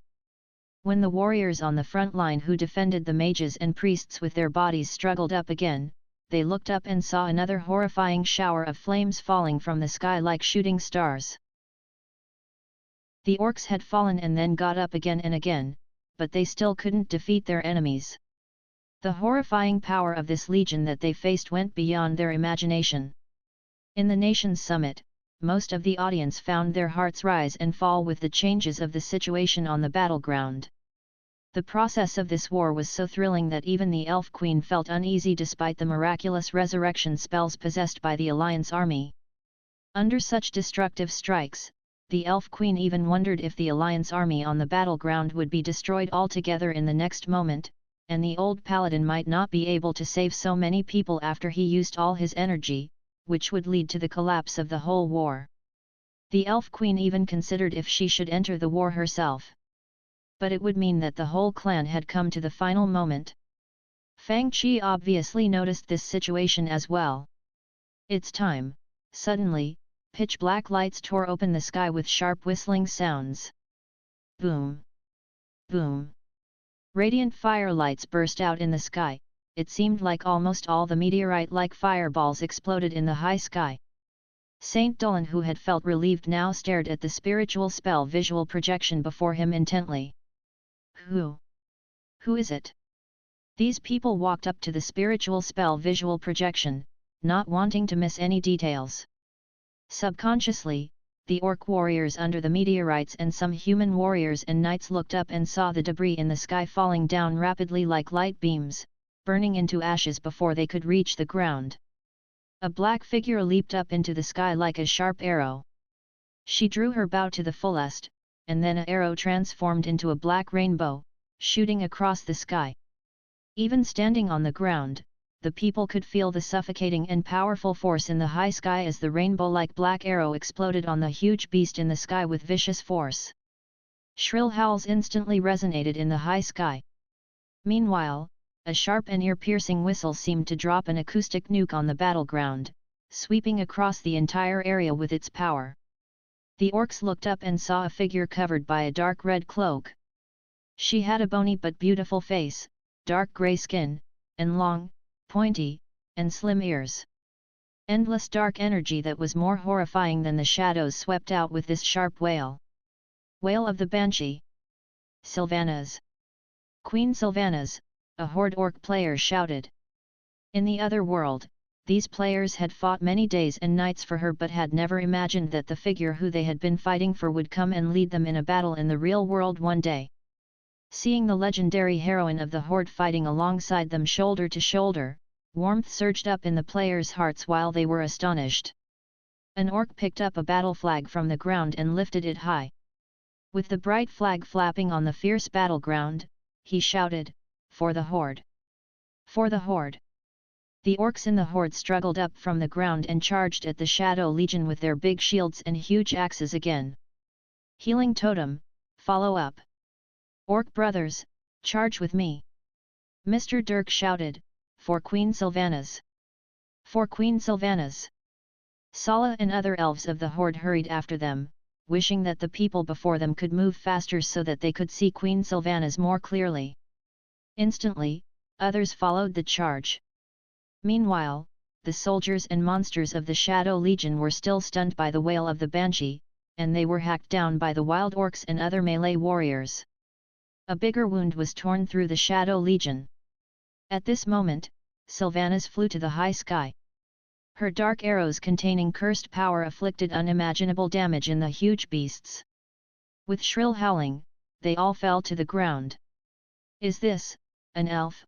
All the audience looked toward the Elf Queen beside them. At this moment, the Elf Queen stared at the spiritual spell visual projection with widened eyes. "I don't know either. How come this elf doesn't look like us?" Our elves don't have such dark skin, or such long ears. What's happening? She was stupefied by the scene. This elf doesn't look like one of us. Of course, the elf queen couldn't reveal these thoughts to others. She looked as cold as before when she said, "Lately, I've concentrated my mind to the teachings of the elf god and had no time to mind the clan business." The first elder took some elders and elves on a trip and seemed to have brought back many unthinkable things. You may ask the first elder after the war ends.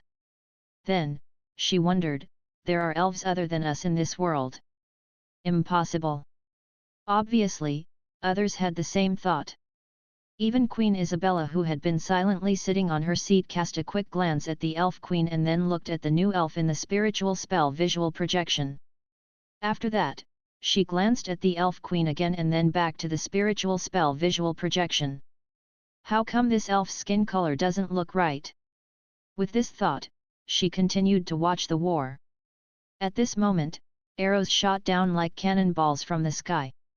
Struck by the horrifying energy arrows, countless soldiers and monsters of the Shadow Legion both in the sky and on the ground were sent flying together with everything around them. When Sylvanas turned into a banshee, her arrows with silver moon magic power had changed into arrows of death. According to the legends, the people who were killed by this kind of arrowhead would become her death slave. Even a scratch from the arrowhead would rot the wound continuously, and no medicine could heal such a wound. Then, everyone saw the soldiers of the Shadow Legion who had been touched by the dark energy on the arrows die while their flesh rotted. Meanwhile, their skeletons rose from their corpses. This was an ability in Warcraft. In the system version, the characters could use all spells and abilities that they have learned in the prequels, so their abilities were from both Warcraft and World of Warcraft and had been readjusted and balanced.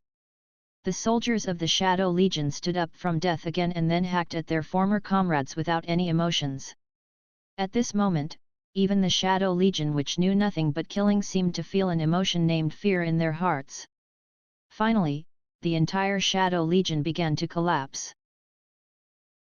Mage Lily, who had played the Legend of Mir 2, lifted her hand and summoned a small fragile skeleton from the ground.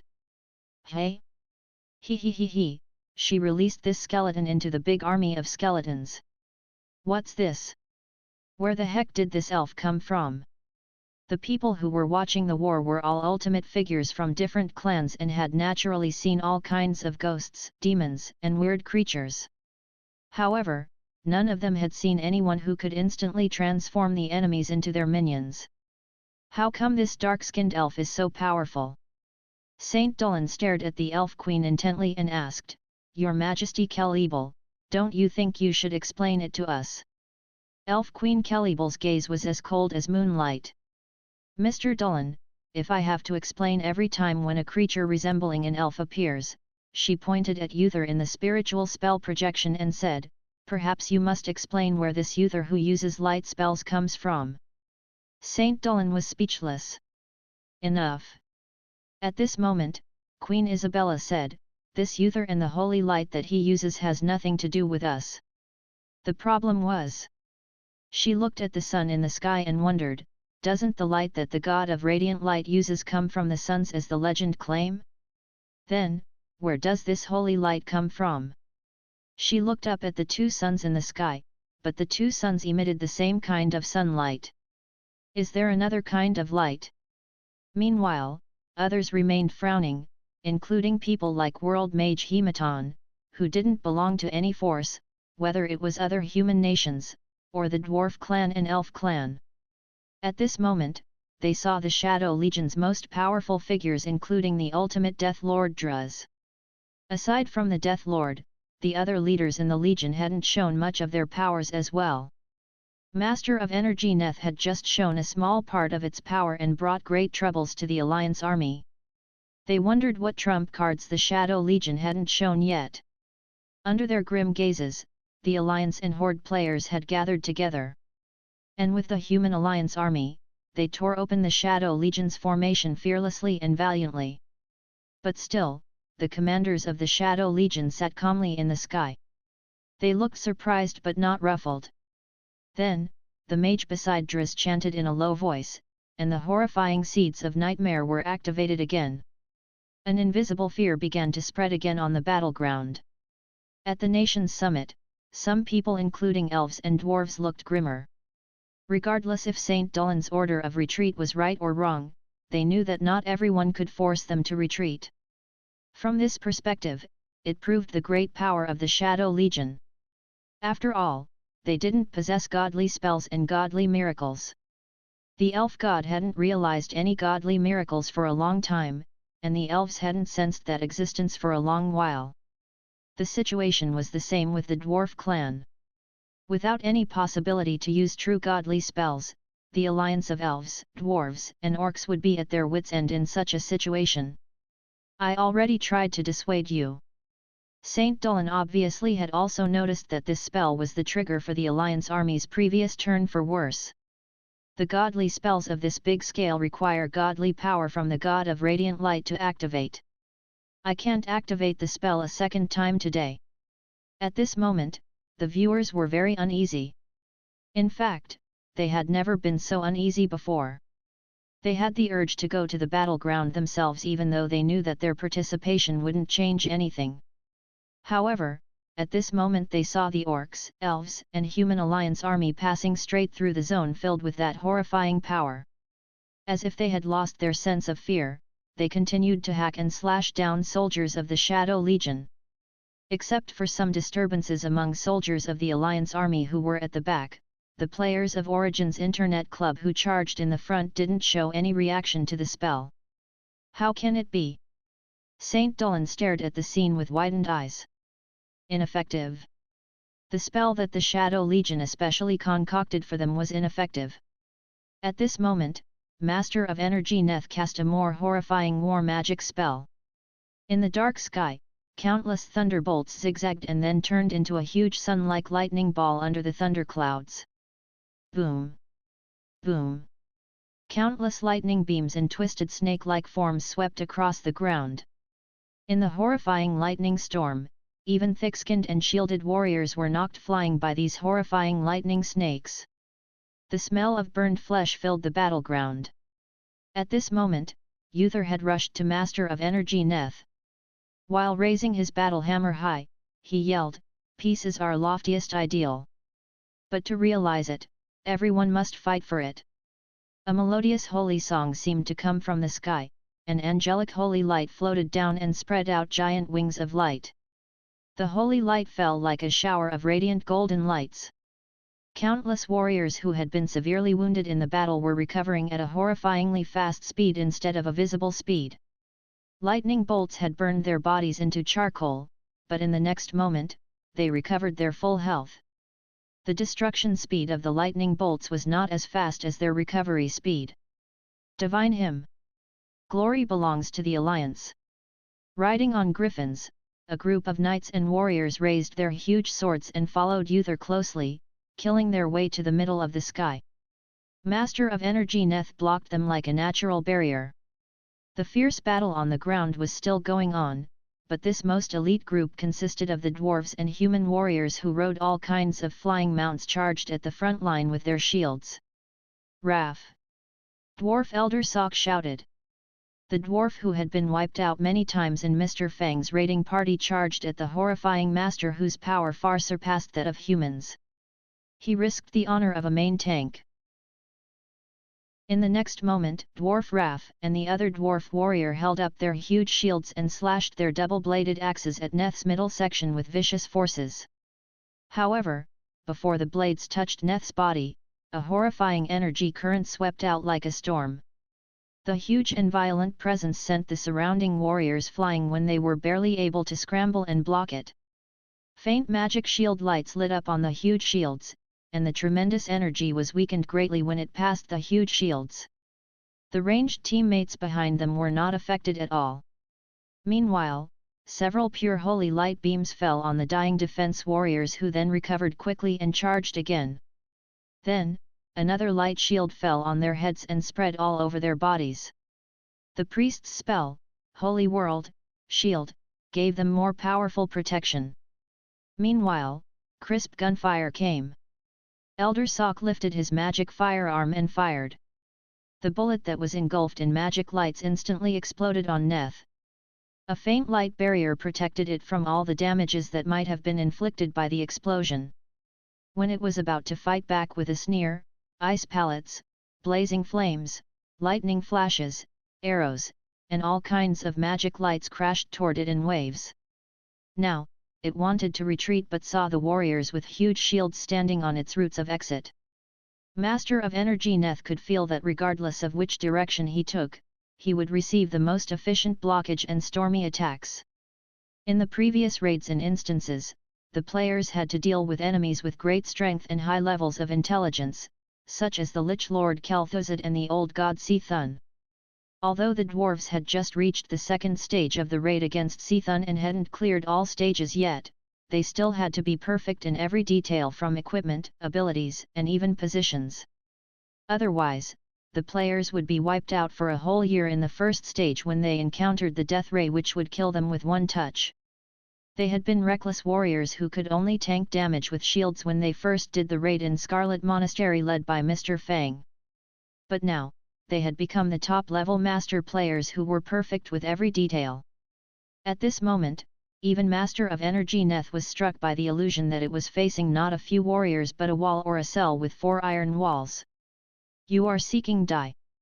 Master of Energy Neth gathered tremendous energy again and aimed it at the mages and priests in the back of the group.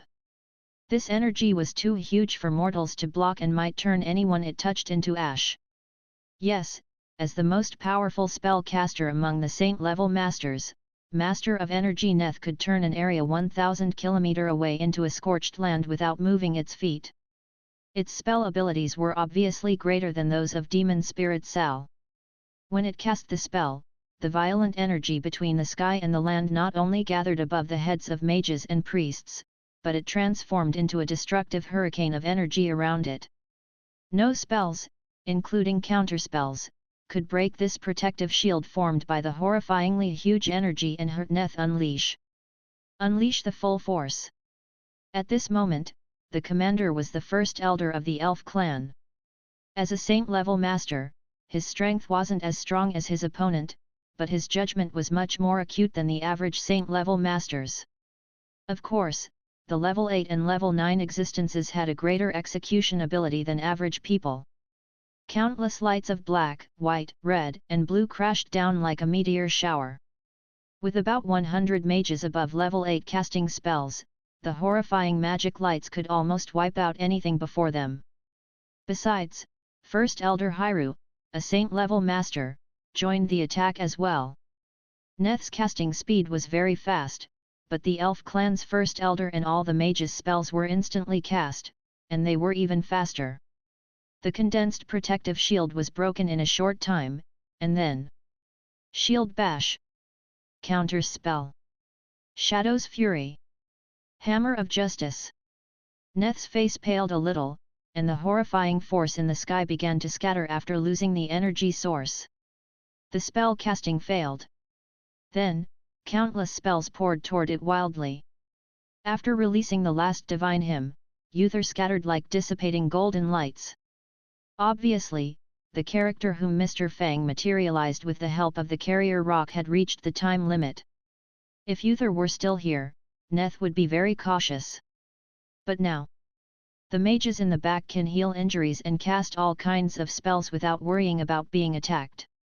If I can wipe out the mages who can heal injuries and attack from the distance, I'll see how you can fight me. Neth tore open a pitch-black crack in space and vanished in it. When it appeared in the next instant, it stood among the priests and druids in the back of the group. Seeing this scene, even the people at the distant nation's summit exclaimed.